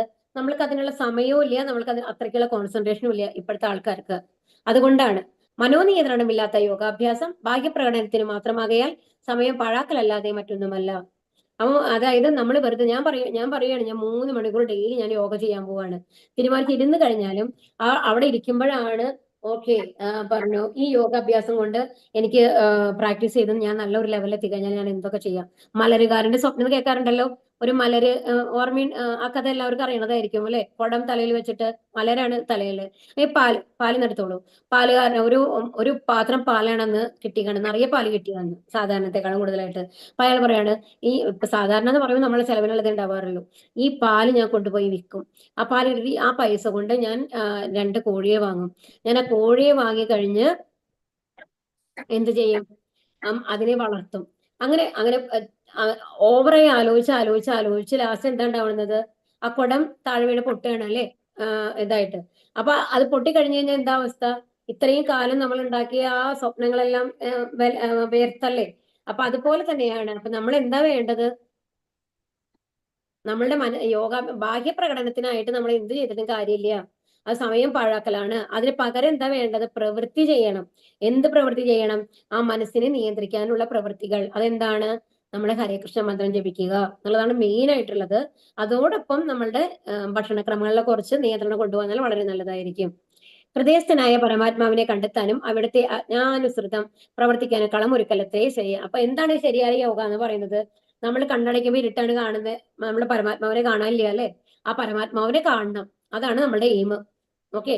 അപ്പൊ പരമാത്മാവിനെ കണ്ടെത്തണമെങ്കിൽ എന്തുണ്ടാവണം?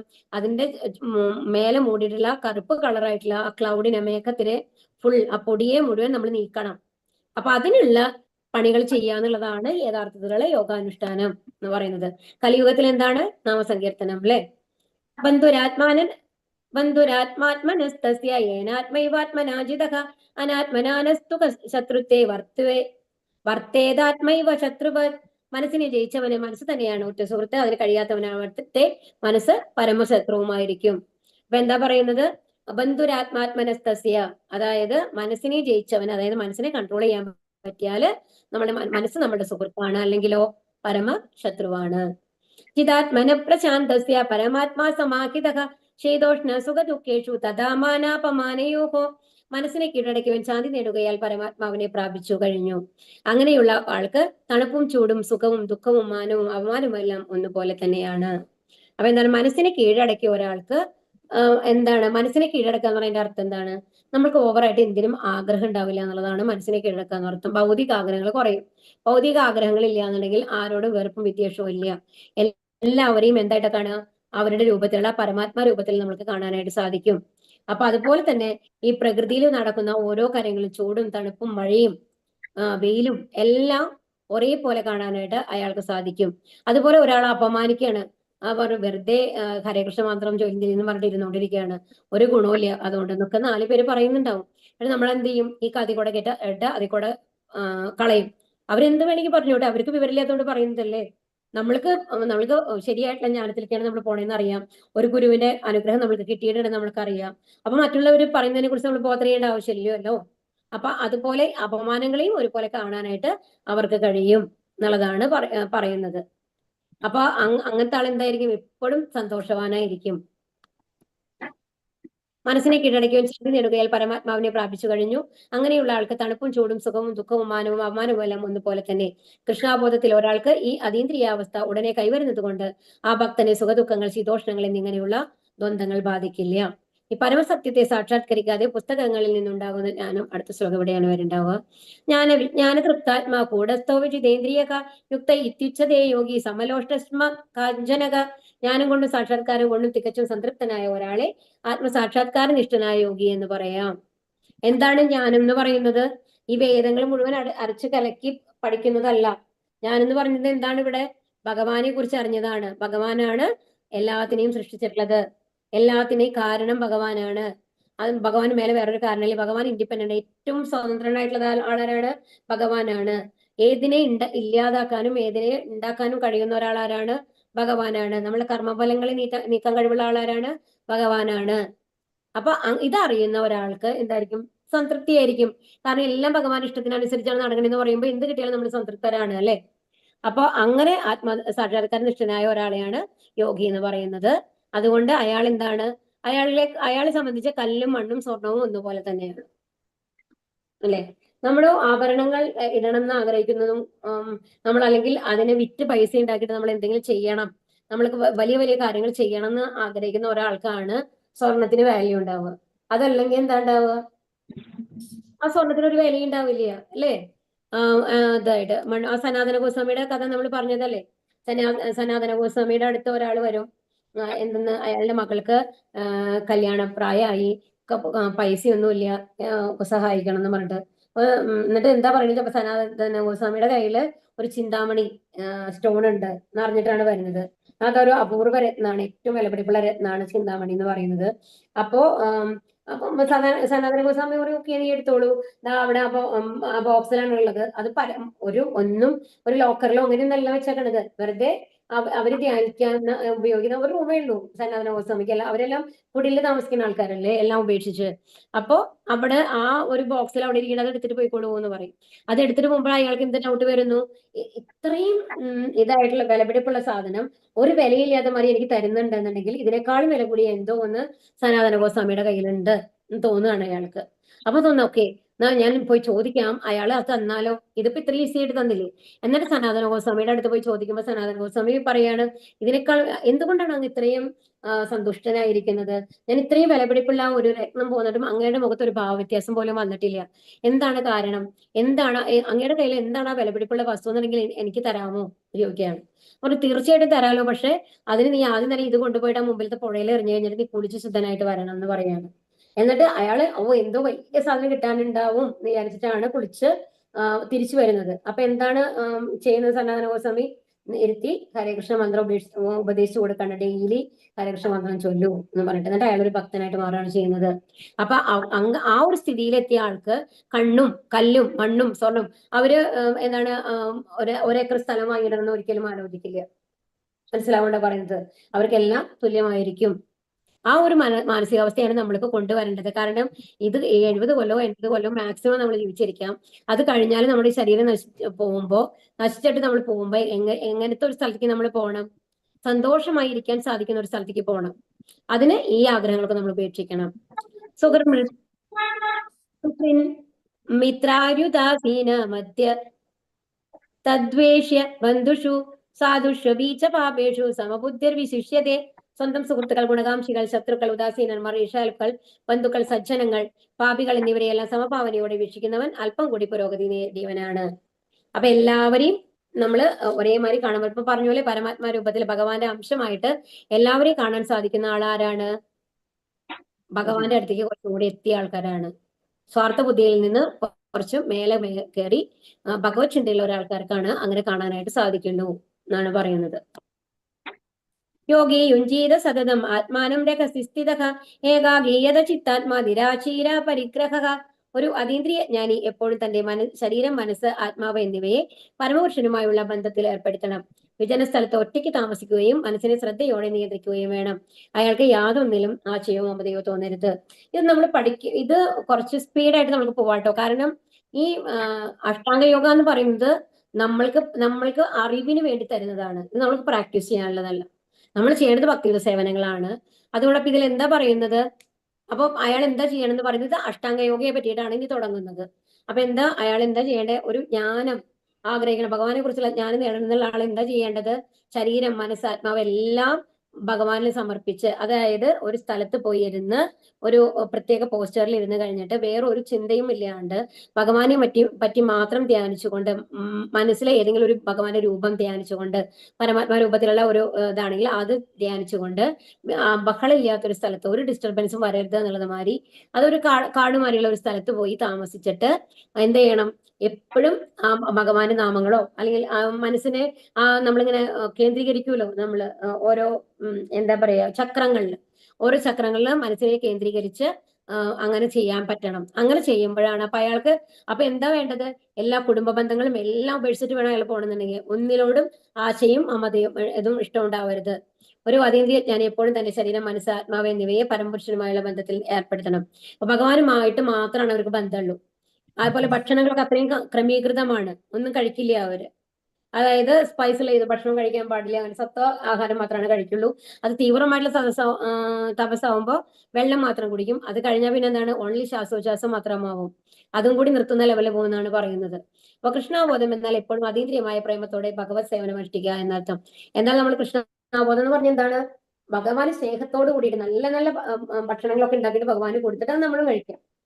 അവിടെ ഭക്ഷണത്തിനൊന്നും ഒരു റെസ്ട്രിക്ഷൻസും ഇല്ല. അവ്യക്തിഗത ബ്രഹ്മത്തോടും പരമാത്മാവിനോടും മമതയുള്ളവരും ഭാഗികമായി കൃഷ്ണാബോധം നേടിയവർ തന്നെ. അപ്പൊ ഇതിലെന്താ പറയണെന്നുണ്ടെങ്കിൽ, അഥവാ നമ്മൾക്ക് ഇതാണ് അവ്യക്തഗത ഭഗവാൻ ഒരു എനർജി മാത്രമാണ്, പ്രകാശമാണ് എന്നുള്ള കരുതുന്ന ആൾക്കാരും കൃഷ്ണാബോധത്തിലുള്ള ആൾക്കാർ തന്നെയാണെന്നാണ് പറയുന്നത്.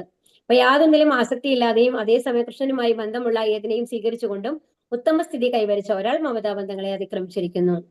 അപ്പൊ എല്ലാവരും ഇപ്പൊ നമ്മളുടെ അച്ഛനും അമ്മയായിട്ടാവട്ടെ, തന്റെ എന്താണ് ഭർത്താവോ ഭാര്യയോ ആവട്ടെ, മക്കളോടുള്ള ബന്ധത്തില് ഒരു ലിമിറ്റ്, അതായത് ഒരു പ്രായം കഴിഞ്ഞു കഴിഞ്ഞാല് മക്കളെ അവരുടെ ഇഷ്ടത്തിന് വിടാണ്. ഇനി നമ്മൾ നമ്മുടെ കാര്യങ്ങൾ നോക്കണം. അല്ലാതെ അവരെ കുട്ടികളെ ഞാൻ തന്നെ വളർത്തണം, അവരെ കാര്യങ്ങൾ ഞാൻ തന്നെ ചെയ്തു കൊടുക്കണം എന്നുള്ള ആ ലെവലിൽ നമ്മൾ മാറണം. കാരണം അവരെ ഒരു ലെവലിലേക്ക് കൊണ്ടുവന്നു കഴിഞ്ഞാല് അവർ പ്രായപൂർത്തിയായിട്ട് അവരൊരു ഫാമിലി ആയി കഴിഞ്ഞു കഴിഞ്ഞാൽ ലൈഫ് അത് അവരുടെ ലൈഫാണെന്നുള്ള ലെവലിൽ നമ്മൾക്ക് ഒതുങ്ങാൻ പറ്റണം. അതിനുശേഷം നമ്മൾക്ക് വേണ്ടി ജീവിക്കുക എന്ന് പറയുന്നതാണ് ഈ ഭക്തിയുടെ സേവനങ്ങൾ എന്ന് പറയുന്നത്. ഭഗവാനെ കുറിച്ച് അറിയണം, ഭക്തി എന്താണെന്ന് അറിയണം, ഭക്തി ചെയ്യണം. അപ്പൊ ആ ഒരു രീതിയിൽ നമ്മൾക്ക് ബന്ധങ്ങൾ കീപ്പ് ചെയ്യാൻ പറ്റുകയാണെങ്കിൽ നമ്മൾ കൃഷ്ണാബോധത്തിലാണെന്ന് പറയാം. അല്ലെങ്കിലോ നമ്മൾ ഭൗതികതയിൽ മുഴുകിയിരിക്കുന്ന ഒരാളാണ്. ഭഗവാനിൽ ശ്രദ്ധ ഏകാഗ്രമാക്കുന്നതാണ് സമാധി. അപ്പൊ ഈ സമാധി എന്ന് പറയുന്ന ലെവൽ എന്ന് പറയുന്നതാണ് കണ്ണടച്ച് അത്രയും ഇതായിട്ട് ഇരുന്ന് കഴിഞ്ഞിട്ട് ഭഗവാനെ മാത്രം ചിന്തിച്ചുകൊണ്ടിരിക്കുന്നതാണ്. അപ്പൊ ഏകാഗ്രീകരിക്കാൻ ഒരാൾ ഏകാഗ്രിയായിരിക്കും. അപ്പൊ അതിനെന്ത് വേണം? നമ്മൾക്ക് മനസ്സിന് ഒരു ശബ്ദമില്ലാതെ നമുക്ക് കോൺസെൻട്രേറ്റ് ചെയ്ത് എന്തെങ്കിലും കാര്യങ്ങൾ ചെയ്യാൻ പറ്റും അല്ലെ? ഇപ്പൊ നമ്മൾ ഒന്നും വേണ്ട, ഭാഗികമായിട്ടുള്ള എന്തെങ്കിലും പ്രവൃത്തി ചെയ്യുകയാണെങ്കിൽ പോലും, ഇപ്പൊ നമ്മളിപ്പോ ഭഗവത്ഗീത ക്ലാസ് കേട്ടോണ്ടിരിക്കുകയാണ്, അപ്പുറത്ത് രണ്ട് കുട്ടികളൊന്നും ഒരുമിച്ച് ബഹളം വെച്ച് എങ്ങനെ ഉണ്ടാവും? നമ്മുടെ ശ്രദ്ധ എന്തായാലും ഇതിൽ നമുക്ക് മുഴുകിയിരിക്കാൻ പറ്റില്ല, അതിൽ പോവും അല്ലെ? അപ്പൊ സെക്ലൂഡഡ് ആയിട്ടുള്ളത്, വിജനമായിട്ടുള്ള ഒരു സ്ഥലത്തായിരിക്കണം അയാൾ ഇരിക്കേണ്ടത്. അപ്പൊ ബാഹ്യമായിട്ടുള്ള ഏത് ശല്യങ്ങളും അയാൾക്ക് ഉണ്ടാവാൻ പാടില്ല. അപ്പം അങ്ങനെ അത്രയും ശ്രദ്ധിച്ചു വേണം അയാൾ ഇരിക്കണം എന്നുണ്ടെങ്കിൽ. അപ്പൊ കൃഷ്ണാബോധമാർന്ന ഭക്തൻ തനിക്കായിട്ട് എന്തെങ്കിലും ഒന്ന് അയാൾ ആഗ്രഹിക്കുക. അതുപോലെ പക്ഷെ അങ്ങനെ കൃഷ്ണാബോധത്തിലുള്ള ഒരാളാണെങ്കിലോ അയാൾക്ക് പ്രത്യേകിച്ച് ആഗ്രഹങ്ങളൊന്നുമില്ല, വേണ്ടത് മാത്രം സ്വീകരിക്കും. എന്നാൽ ആവശ്യത്തിന് സ്വീകരിക്കും. അതായത് ഭക്ഷണം കഴിക്കേണ്ട പുല്ല് മാത്രം കഴിച്ചിരിക്കുക എന്നുള്ള ലെവലിലേക്ക് അയാൾ ഒരിക്കലും പോവില്ല. ഭക്ഷണ പദാർത്ഥങ്ങൾ ഉണ്ടാക്കുന്നത് എന്ത് ചെയ്യും? ഭഗവാന് സമർപ്പിച്ചിട്ട് കഴിക്കുന്നു മാത്രം, അത്രയേ ഉള്ളൂ. പക്ഷെ അപ്പോഴും എന്താണ്, ഭഗവാന്റെ പ്രസാദം കഴിക്കുന്നത് കൊണ്ട് അയാൾക്ക് പ്രത്യേകിച്ചുള്ള ആഗ്രഹങ്ങളൊന്നും ഉണ്ടാവില്ല. ഭൗതിക ആഗ്രഹങ്ങളൊക്കെ കുറഞ്ഞു കുറഞ്ഞു വരും. അപ്പൊ അങ്ങനെ ഭൗതിക വിഷയങ്ങളിൽ നിന്ന് ഇതാവാനായിട്ട് സാധിക്കും. ശുചൗ ദേശേ പ്രതിഷ്ഠാഭ്യ സ്ഥിരമാസനമാത്മനഃ നാതി പ്രീതം നാതി നീജം ശൈലാജിന കുശോത്തരം തത്രൈകാഗ്രം മനഃകൃത്വാ യഥചിത്തേന്ദ്രിയക്രിയഃ ഉപവിശ്യാസനേ യുഞ്ച്യ ഉദ്യോഗമാത്മവിശുദ്ധയെ. അപ്പൊ ഈ യോഗ പരിശീലനത്തിന് എങ്ങനെ ഇരിക്കണം എന്നാ പറയുന്നത്? ഒരു വിജന സ്ഥലത്ത് പോയി കുശപ്പുല്ല് വിരിച്ച് അതിന് മേലെ മാൻതോല് വിരിക്കണത്ര. അതെന്താന്നുണ്ടെങ്കിൽ ഭൂമിയായിട്ടുള്ള ബന്ധം വന്നു കഴിഞ്ഞാൽ നമ്മൾ ചെയ്യുന്നതിന്റെ ആ എനർജി മുഴുവൻ അതിൽ നഷ്ടപ്പെടും എന്നാണ് പറയുന്നത്. അതുകൊണ്ട് എപ്പോഴും നമ്മളെ ഭൂമിയായിട്ട് ബന്ധപ്പെട്ടിട്ട് ഇരിക്കില്ല എന്ത് യോഗ പരിശീലനങ്ങൾക്കും. അപ്പൊ അതുപോലെ ഒരുപാട് ഉയരമുള്ളതാവരുത്, ഒരുപാട് താഴെയാവരുത്, അങ്ങനെ വേണം നമ്മൾ ഇരിക്കുന്നത്. അതുപോലെ പരിസരം മുഴുവൻ നമ്മൾക്ക് ഒരു ഡിസ്ട്രാക്ഷനും ഇല്ലാത്ത മാതിരി അത്രയും വിജനമായിട്ട് ശാന്തമായിട്ട് ഇരിക്കുന്ന ഒരു സ്ഥലമായിരിക്കണം. യോഗി ആ ആസനത്തിൽ ഉറച്ചിരുന്ന് മനസ്സിനെയും ഇന്ദ്രിയങ്ങളെയും നിയന്ത്രിച്ച് ഏകാഗ്രചിത്തനായി ആത്മശുദ്ധീകരണത്തിന് വേണ്ടി യോഗം അനുഷ്ഠിക്കണം. എന്നിട്ട് എന്ത് ചെയ്യണം? ഏകാഗ്രചിത്തനായിട്ട് കൈയൊക്കെ വെച്ച് ഒരു ഇതുണ്ടല്ലേ അഷ്ടാംഗ യോഗയ്ക്ക്, പത്മാസനത്തിലോ വജ്രാസനത്തിലോ ഇരുന്ന് നമ്മൾ ധ്യാനിക്കണം. യോഗ പരിശീലനത്തിനായി ഉദ്ദേശിക്കുന്നവർ ഒരു വിജന സ്ഥലത്ത് പോയി കുശപ്പുല്ല് ഇരിക്കണം. എന്നിട്ട് എന്ത് വേണം? യോഗ അനുഷ്ഠിക്കണം. അതായത് വിശുദ്ധ പരിസരങ്ങൾ എന്ന് പറഞ്ഞാൽ പണ്ടത്തെ ആൾക്കാരൊക്കെ എങ്ങനെയാണെന്നുണ്ടെങ്കിൽ ഇപ്പൊ വൃന്ദാവനിൽ പോവും.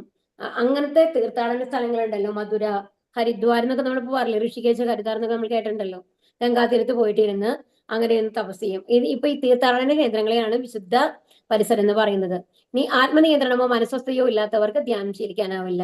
ഇപ്പൊ നമ്മളുടെ മനസ്സിൽ നിന്ന് ആഗ്രഹങ്ങൾ പോയിട്ടില്ല എന്നുണ്ടെങ്കിൽ ഒരിക്കലും നമുക്ക് കോൺസെൻട്രേറ്റ് ചെയ്ത് ഇരിക്കാൻ സാധിക്കില്ല. കാരണം ഒരു ഭക്ഷണത്തിന്റെ നല്ല മണം നമ്മുടെ മൂക്കിൽ വന്നു കഴിഞ്ഞാൽ നമ്മളുടെ ശ്രദ്ധ മുഴുവൻ അതിലായിരിക്കും. അയ്യോ വിശക്കുന്നുണ്ട്, കഴിക്കേണ്ടതായിരുന്നു, അങ്ങനെ. എന്നാൽ അത് പൂർണ്ണമായിട്ടും ആ നിയന്ത്രണം വന്ന ഒരാൾക്കാണെങ്കിൽ അത് ബാധിക്കൂല. അപ്പൊ വിവിധ ക്ലേശങ്ങളാൽ അസ്വസ്ഥരമായി എന്താണ് കലിയുഗത്തിലെ മനുഷ്യർ എങ്ങനെയാണ്? അല്പായുസുക്കളാണ്. അതുപോലെ എന്താണ്, ആത്മീയബോധം അല്ലെങ്കിൽ കുറവാണ്. അപ്പോൾ നമ്മൾ കഷ്ടപ്പെട്ട് വന്നിരിക്കുകയാണല്ലേ ഭഗവത്ഗീത ക്ലാസ്സിലൊക്കെ. ബാക്കിയുള്ള സമയം മുഴുവൻ നമ്മൾ ഓരോ കാര്യങ്ങളാണ് മുഴുകുന്നത്. അപ്പോൾ അങ്ങനെ നാരദീയ പുരാണത്തിൽ പറഞ്ഞിട്ടുണ്ട് അത്രേ.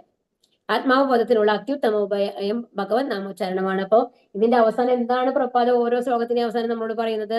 പക്ഷെ ഇതിനേക്കാളെല്ലാം നമ്മൾക്ക് എളുപ്പമുള്ളത് എന്താണ്? ഹരിനാമ കീർത്തനം ചെല്ലുന്നതാണ്. എന്നാണ് സമം കായ ശിരോഗ്രീവം ധാരയന്ന ജലം സ്ഥിരക സംപ്രേഷ്യ നാസികാഗ്രം ദിശാനാവലോകയൻ. എങ്ങനെയാണ് ഇതിപ്പോ ഇരുന്നു കുശാഗ്ര പുല്ലിന്റെ മേലെ മാൻതോലൊക്കെ വിരിച്ചു കഴിഞ്ഞാൽ അയാൾ ഇരുന്ന് കഴിഞ്ഞു ധ്യാനിക്കാനായിട്ട്. ഇനി എങ്ങനെയാണ് ധ്യാനിക്കുന്നത്?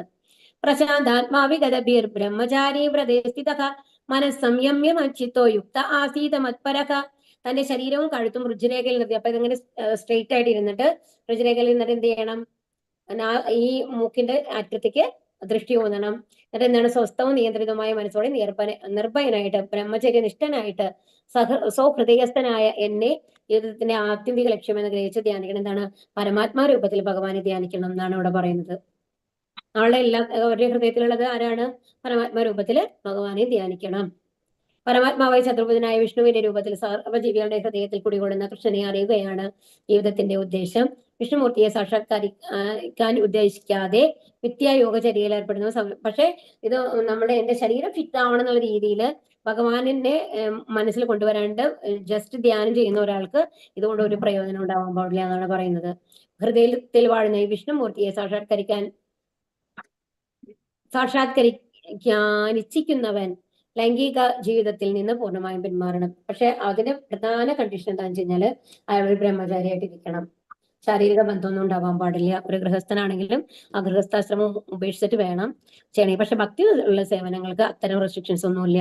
നമ്മളുടെ ഗൃഹസ്ഥ ആശ്രമം കണ്ടിന്യൂ ചെയ്തുകൊണ്ട് തന്നെ നമ്മൾക്ക് ഹരേ കൃഷ്ണ മന്ത്രത്തിലൂടെ ഭഗവാനെ അടുത്തെത്താം എന്നുള്ളതാണ് പറയുന്നത്. ഒരിക്കലും നമ്മൾ ബ്രഹ്മചാരി ആവണം, സന്യാസം സ്വീകരിക്കണം എന്ന് പറയുന്നില്ല കേട്ടോ. ഇസ്കോൺ മൂലമുള്ള സംഘടനകളിൽ നമ്മൾ ഈ സമ്പ്രദായത്തിൽ നമ്മളുടെ എല്ലാ ഭൗതിക ബന്ധങ്ങളും അതുപോലെ തന്നെ നമ്മൾക്ക് കണ്ടിന്യൂ ചെയ്യാം. പരിശീലനം കൂടാതെ ധ്യാനയോഗത്തിലോ ജ്ഞാനയോഗത്തിലോ ഭക്തിയോഗത്തിലോ ആർക്കും മുന്നേറാനാവില്ല. എന്നാൽ ഏത് യോഗം എടുത്തു കഴിഞ്ഞാലും അതിന് പരിശീലനം ആവശ്യമാണ്. നിയന്ത്രിതാത്മാവായ ഗൃഹസ്ഥ ബ്രഹ്മചാരിയെ ഭക്തി പ്രസ്ഥാനത്തിൽ സ്വീകരിച്ചേക്കാം, എന്നാൽ അവരെ ധ്യാനയോഗ പ്രസ്ഥാനക്കാർ സ്വീകരിക്കുകയില്ല. അപ്പൊ അതായത് ഒരു ഗൃഹസ്ഥനെ അതായത് നമ്മുടെ ഭക്തിയോഗത്തില് ഗൃഹസ്ഥൻ എന്നുള്ളത് ഓക്കെയാണ്. എന്നാൽ മറ്റ് ജ്ഞാനയോഗ ആയാലും ധ്യാനയോഗ ആയാലും ഒരു ഗൃഹസ്ഥനെ സ്വീകരിക്കുക. കാരണം എന്താണ്? ഒരു ബ്രഹ്മചര്യം പാലിക്കുന്നില്ല അല്ലെ? അത് കാരണം കൊണ്ട് തികച്ചും കൃഷ്ണാബോധം ഉദിച്ച് ഒരാൾക്ക് നിർഭയനാവാനായിട്ട് കഴിയുള്ളൂ. അപ്പൊ ഭഗവാനിലെ എല്ലാം സംബന്ധിച്ച ആൾക്കാർക്ക് പേടിയില്ല. എന്താ കാരണം? എല്ലാം ഭഗവാൻ നോക്കിക്കൊണ്ട് നമുക്ക് ഉറപ്പാണ്. അവശ്യം രക്ഷിപ്പോ കൃഷ്ണ. അല്ലാത്ത ആൾക്കാർക്ക് എന്തായാലും പേടിയുണ്ടാവും. ആ പേടിയാണ് നമ്മളുടെ എല്ലാ തെറ്റുകളും ചെയ്യുന്നതിനുള്ള മൂലകാരണം എന്ന് ആലോചിക്കണം. നമ്മളുടെ എല്ലാ ഉത്കണ്ഠകളുടെയും കാരണം, എല്ലാ ദുഃഖങ്ങളുടെയും കാരണം ആ പേടിയാണ്. യോഗചര്യയുടെ പ്രമാണങ്ങൾക്ക് യോഗ സംഘടനകൾ എന്ന പേരിൽ പ്രചാരത്തിൽ ഇരിക്കുന്നവരുടെ സിദ്ധാന്തങ്ങളിൽ നിന്ന് വ്യത്യാസമുണ്ട്. അതായത് യോഗചര്യ എന്ന് പറയുന്നത്, ഇപ്പൊ നമ്മൾ യോഗ സെന്റർ എന്ന് പറഞ്ഞാൽ നിറയെ യോഗ സെന്റർ കാണാം. അവരെന്തിനു വേണ്ടിയാണ് നമ്മളെ കൊണ്ട് ചെയ്യുന്നത്? ഇപ്പൊ യോഗയുടെ ഭാഗമായിട്ട് ജുംബ ഡാൻസ്, അങ്ങനെ ഇഷ്ടത്തിന് കാര്യങ്ങളുണ്ടല്ലേ ചെയ്യുന്നത്. അപ്പൊ അത് എന്തിനു വേണ്ടിയാണ്? ഫിസിക്കൽ ഫിറ്റ്നസിന് വേണ്ടിയിട്ടാണ്, മൈൻഡിന്റെ ഫിറ്റ്നസിന് വേണ്ടിയിട്ടല്ല. അവർ യഥാർത്ഥത്തിൽ അറിയാത്ത ഒരാളുടെ അടുത്ത് നമ്മൾ ഈ പണിക്ക് പോകരുത്. അതുകൊണ്ടാണ് സിദ്ധാന്തങ്ങൾ വ്യത്യാസം ഉണ്ടെന്ന് പറയുന്നത്. യുഞ്ജന്നേവം സദാത്മാനം യോഗീനിയത മാനസം ശാന്തി നിർമ്മാണ പരമം മത്സംസ്ഥാമാതി ഗച്ഛതി. ഇങ്ങനെ മനസ്സ്, ശരീരം, പ്രവർത്തനങ്ങൾ എന്നിവകളെ നിരന്തരം ചൊൽപ്പടിയിൽ നിർത്തിക്കൊണ്ട് ആത്മനിയന്ത്രണം സാധിച്ച അതീന്ദ്രിയ ജ്ഞാനി ഭൗതിക ജീവിതത്തെ അതിക്രമിച്ച് ദൈവസാമ്രാജ്യം പോകുന്നു. അപ്പൊ എന്താണ്? നമ്മുടെ മനസ്സും ശരീരവും പ്രവർത്തനങ്ങളൊക്കെ നമ്മുടെ കൺട്രോളിലായി കഴിഞ്ഞാൽ പിന്നെ എന്താണ്? ഭഗവാനെ കാണാൻ പറ്റും നമ്മൾക്ക്, നമ്മളുടെ മനസ്സ് ശുദ്ധീകരിച്ചുകൊണ്ട്. അപ്പൊ അങ്ങനെ അവരെന്ത് ചെയ്യും? ഭൗതിക ജീവിതത്തെ അതിക്രമിച്ച് ദൈവസാമ്രാജ്യം, ഭഗവാന്റെ സാമ്രാജ്യത്തിലേക്ക് പോകും. പിന്നെ അവർക്ക് ജനനവും മരണവും ഒന്നും ഉണ്ടാവില്ല. ഭൗതികമായി ഒന്നും നേടാൻ വേണ്ടിയുള്ളതല്ല യോഗചര്യ. അപ്പൊ നമ്മൾ എന്താ മനസ്സിലാക്കേണ്ടതെന്നുണ്ടെങ്കിൽ, യഥാർത്ഥ യോഗ എന്ന് പറഞ്ഞു കഴിഞ്ഞാൽ അതിന്റെ ലക്ഷ്യം എന്ന് പറയുന്നത് ഭഗവാനിലേക്ക് എത്തുക എന്നുള്ളത് തന്നെയാണ്. അല്ലാതെ നമ്മുടെ ശരീരത്തിന്റെ ഫിറ്റ്നസ് അല്ല. കാരണം നശിക്കാൻ പോകുന്ന ഭൗതിക ശരീരത്തിന്റെ ഫിറ്റ്നസിന് വേണ്ടിയിട്ടല്ല ഈ യോഗ പറഞ്ഞിട്ടുള്ളത്. എന്തിനാണ്? നമ്മുടെ മനസ്സിനെ കൺട്രോൾ ചെയ്യാനായിട്ട്, നമ്മുടെ ഇന്ദ്രിയങ്ങളെ നിയന്ത്രിക്കാൻ വേണ്ടിയിട്ടാണത്. ഭൗതിക ജീവിതത്തിൽ നിന്ന് വിരമിക്കാൻ കഴിഞ്ഞ മനുഷ്യന് പരമയോഗത്തിലെ ഭഗവത് ധാമത്തിൽ പ്രവേശിക്കാം. അപ്പൊ എങ്ങനെയാണ് ഭഗവത് ധാമത്തിലേക്ക് പോവാനായിട്ട്? ഈ ഭൗതിക ജീവിതത്തിൽ നിന്ന് നമ്മൾ വിരമിച്ചു കഴിഞ്ഞാൽ എന്ത് ചെയ്യാം? നമ്മൾക്ക് ഭഗവത് ധാമത്തിലേക്ക് പോവാം. ഭൗതിക അന്തരീക്ഷത്തിലെ സൂര്യനെ പോലെ ആത്മീയ അന്തരീക്ഷത്തിലെ എല്ലാ ഗ്രഹങ്ങളും സ്വയം പ്രകാശമുള്ളവ അത്രേ. ഇനി ഇവിടെ എന്താ പറയണമെന്നുണ്ടെങ്കിൽ, നമ്മളുടെ ഭൗതിക അതില് നമ്മൾക്ക് ചൂടും വെളിച്ചമൊക്കെ തരുന്നത് എന്താണ്? കൃഷ്ണ ഭഗവാനാണ് അല്ലെ? അപ്പൊ അതുപോലെ തന്നെ എന്താണ്? നമ്മൾ ആത്മീയ ആകാശത്താണ് പോകാൻ പോണേ അല്ലെ? ഇതിന്ന് വിട്ട് കഴിഞ്ഞാൽ, ഭൗതിക ജീവിതത്തെ വിട്ട് കഴിഞ്ഞാൽ നമ്മൾ എവിടേക്കാ പോവാ? ആ ഭഗവാന്റെ ധാമത്തിലേക്ക്. ഭഗവാന്റെ ധാമം എന്ന് പറയുന്നതാണ് ആത്മീയ ആകാശം. അപ്പൊ അത്രയും വലുതാണ്. ആ ആത്മീയ ആകാശത്തിൽ എന്താണ്? എല്ലാ ഗ്രഹങ്ങളും സ്വയം പ്രകാശമാണെന്നാണ് പറയുന്നത്. നമ്മൾക്കും എന്താണ്? നമ്മളുടെ ഈ സ്ഥൂല ശരീരം പോയി കഴിഞ്ഞിട്ട് ഈ സൂക്ഷ്മ ശരീരം ഉണ്ടല്ലോ, ഈ സൂക്ഷ്മ ശരീരത്തിന്റെ ഇതൊക്കെ മാറും. മനസ്സ്, ശരീരമൊക്കെ നമ്മളിൽ നിന്ന് വിട്ടിട്ട് നമ്മളുടെ ജീവാത്മാവ് ഭഗവത് സ്വരൂപം പ്രാപിക്കും. ആ ചതുർബാഹു രൂപത്തിലുള്ള ആ ഭഗവാന്റെ രൂപം നമ്മൾക്ക് കിട്ടും അവിടെ ചെല്ലുമ്പോ. അവിടെ അപ്പൊ സ്വയം പ്രകാശം, നമ്മുടെ ദേഹം ഒന്ന് പ്രകാശിക്കുന്ന മാതിരി ഉണ്ടാവും. എല്ലാ ഗ്രഹങ്ങളിലും പ്രകാശം, ഭഗവാന്റെ പ്രകാശം കൊണ്ട് അതെല്ലാം റിഫ്ലക്റ്റ് ആയി അവിടെ എപ്പോഴും, അവിടെ രാത്രിയും പകലൊന്നുമില്ല, എപ്പോഴും പ്രകാശം ഉണ്ടാവും. കൃഷ്ണനെ മനസ്സിലാക്കിയ ഒരു തികഞ്ഞ യോഗിക്ക് യഥാർത്ഥ ശാന്തി ലഭിക്കും. അപ്പൊ ഇവിടെ എന്താ പറയുന്നത്? അപ്പൊ ഇത് മനസ്സിലാക്കുക, ഭഗവാനെ മനസ്സിലാക്കിയിട്ട് പരമതി പുരുഷന്റെ അടുത്തേക്ക് പോകാനുള്ള യോഗ്യത നേടിയ ഒരാൾക്ക് തീർച്ചയായിട്ടും മനസ്സിൽ സമാധാനം ഉണ്ടാവും. കൃഷ്ണബോധ പ്രവർത്തനങ്ങളിൽ ഏർപ്പെട്ടിരിക്കുന്ന ഒരാളാണ് തികഞ്ഞ യോഗി.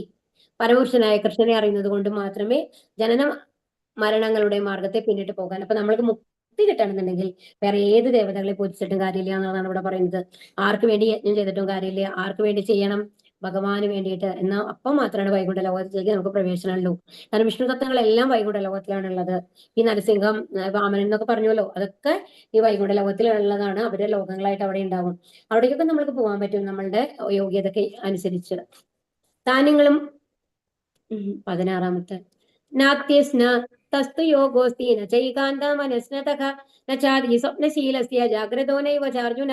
അർജുന, വളരെ കുറച്ച് മാത്രം ഭക്ഷിക്കുന്നവർക്കും ഏറെ ഭക്ഷിക്കുന്നവർക്കും ഉറക്കമില്ലാത്തവർക്കും വേണ്ടതേറെ ഉറങ്ങുന്നവർക്കും യോഗ്യയാവാൻ കഴിയില്ല. ഇവിടെ എന്താ പറയുന്നത്? നമ്മുടെ ഭക്ഷണങ്ങളെല്ലാം നമ്മൾ ക്രമീകൃതമായിരിക്കണം. എന്താ കാരണം? നമ്മുടെ ഓവറായിട്ട് നമ്മൾ ഭക്ഷണം കഴിക്കാൻ പാടില്ല. ഓവറായിട്ട് ഭക്ഷണം കഴിച്ചാൽ എന്താ വരും? നമുക്ക് ഉറക്കം വരും.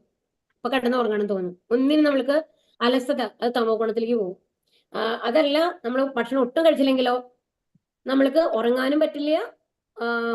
എന്താണ്, ഏത് പ്രവൃത്തിയിലും ബുദ്ധി നിൽക്കില്ല. അങ്ങനെ വരും. എപ്പോഴും വിശപ്പിൻ്റെത് കൊണ്ട് നമ്മൾക്ക് ഒന്നും ചെയ്യാൻ പറ്റില്ല. ഭയങ്കര റെസ്റ്റ്ലെസ് ആയിരിക്കും നമ്മള്. അപ്പൊ എന്താ പറയുന്നത്? അപ്പൊ ഇങ്ങനെ ഭക്ഷണം കഴിക്കണം. നമ്മുടെ അരഭാഗം വയറ്റില് ഭക്ഷണം, സോളിഡ് ഫുഡ് കൊടുക്കണം. അത് കഴിഞ്ഞ കാഭാഗം വെള്ളം മാതിരി ഉണ്ടാവണം. അത് കഴിഞ്ഞ കാഭാഗം എംപ്റ്റി ആയിരിക്കണം. അത്രയ്ക്ക് ഭക്ഷണം കഴിച്ച് നമ്മൾ ആ ലെവലില്, അതും നല്ല പ്രോട്ടീൻ, അതൊക്കെ നമുക്ക് അറിയാലോ അല്ലെ, കാർബോഹൈഡ്രേറ്റ്, അതൊക്കെ ഏതൊക്കെ അതെന്ന് ആ പ്രൊപ്പോർഷനിൽ നമ്മൾ ഭക്ഷണം കഴിക്കുകയാണെങ്കിൽ നമ്മൾ എപ്പോഴും ഉറക്കം തൂങ്ങികളാവില്ല, ഊർജ്ജസ്വലരായിട്ടിരിക്കും എന്നാണ് പറയുന്നത്. അപ്പൊ പാലും ധാരാളവും. അപ്പൊ ഇവിടെ ഭഗവാൻ എന്താണ് നമ്മളോട് പറയുന്നതെന്നുണ്ടെങ്കിൽ, പ്രഭാത് നമ്മളോട് പറഞ്ഞത് എന്താണെന്നുണ്ടെങ്കിൽ, ഒരു മനുഷ്യന് ആവശ്യമുള്ളത് ഒരു ഇത് കൃഷിസ്ഥലവും ഒരു പശുവും മതി എന്നാണ്. ഒരു കൃഷി ആവശ്യത്തിനുള്ള ധാന്യങ്ങൾ നമ്മൾക്ക് കൃഷി ചെയ്തെടുക്കണം. അതുപോലെ തന്നെ എന്ത് വേണം?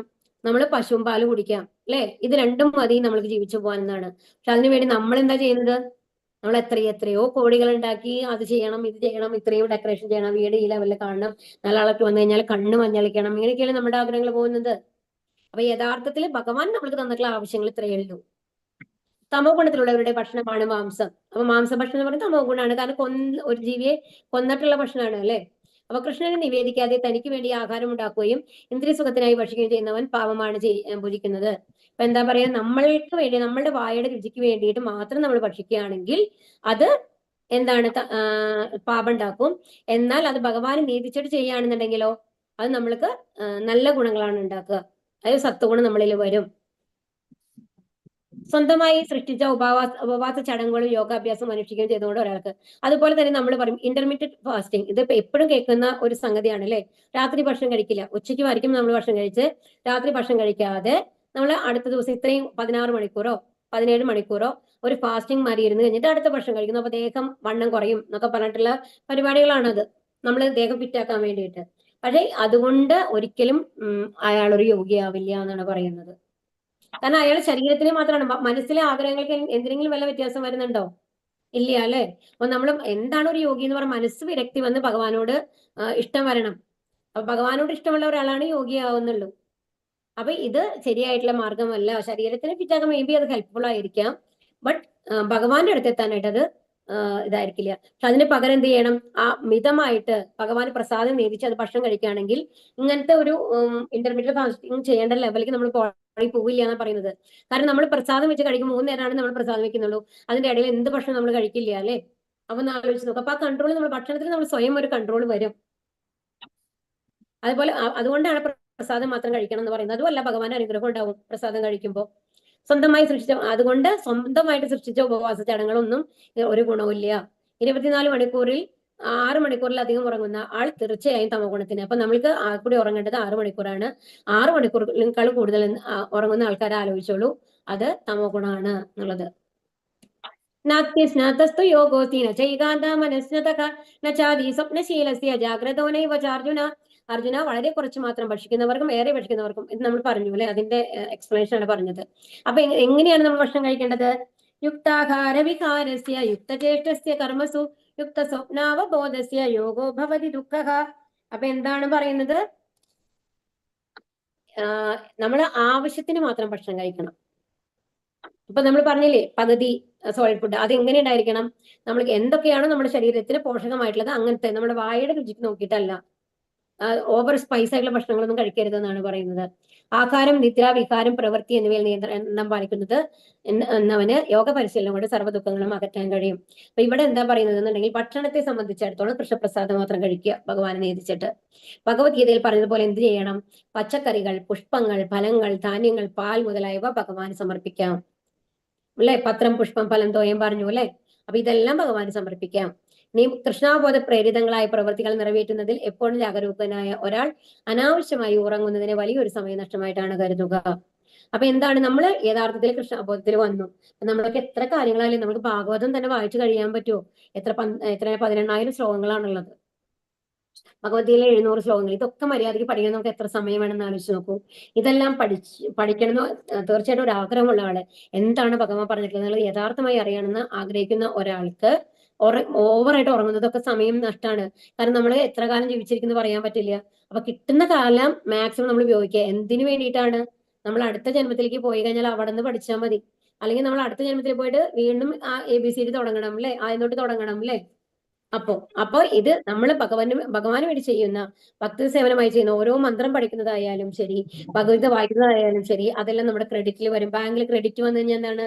അത് നമ്മൾക്ക് ഇതായിട്ട് വരികയാണ് അല്ലെ? അപ്പൊ അതുപോലെ നമ്മളുടെ തലയിൽ ക്രെഡിറ്റ് ആയിട്ട് കിടക്കും. അത് നമ്മളിൽ അടുത്ത ജന്മത്തിലേക്ക് പോകുമ്പോൾ ഇതും കൊണ്ടാണ് നമുക്ക് പോകാൻ സാധിക്കും. നമ്മൾ വലിയൊരു പണക്കാരനായിട്ടാണ് അപ്പൊ പോകുന്നത്. കാരണം അടുത്ത ജന്മത്തിൽ നമുക്ക് അത്രയും നല്ലൊരു വീട്ടിൽ നമുക്ക് ജന്മം തരും ഭഗവാൻ, ഈ ക്രെഡിറ്റ് ഉണ്ടെങ്കിൽ. നമ്മളുടെ എത്രത്തോളം ക്രെഡിറ്റ് നമ്മൾ ഉണ്ടാക്കിയിട്ടുണ്ട് അതിനനുസരിച്ചാണ് അടുത്ത ജന്മം നമ്മൾ ആലോചിക്കണം. അപ്പൊ ഈ ജന്മത്തില് മാക്സിമം ഉണ്ടാക്കി കഴിഞ്ഞിട്ട് മരിച്ചു കഴിഞ്ഞിട്ട് കഷ്ടപ്പെടുന്നേക്കാളും നമ്മൾക്ക് ഒരു ലെവലിൽ പോയിട്ട് എന്ത് ചെയ്യണം? നമ്മൾക്ക് അടുത്ത ജന്മവും നമ്മളെ നന്നായിട്ട് ജീവിക്കാൻ പറ്റുന്ന രീതിയിൽ ഒരു ക്രെഡിറ്റ് ഉണ്ടാക്കുന്നതല്ലേ നല്ലത്. ശ്രീല രൂപ ഗോസ്വാമി അദ്ദേഹം ദിവസത്തിൽ 2 മണിക്കൂറിൽ അദ്ദേഹമൊക്കെ അവരുമാരും നമ്മൾക്ക് ആവാൻ പറ്റില്ല കേട്ടോ. രൂപ ഗോസ്വാമി എന്ന് പറയുമ്പോൾ അത്രയും വരിഷ്ഠനായിട്ടുള്ള വൈഷ്ണവാചാര്യനാണ്. 2 മണിക്കൂറിനേക്കാളും കൂടുതൽ ഉറങ്ങാറില്ല എന്നാണ് പറയുന്നത്.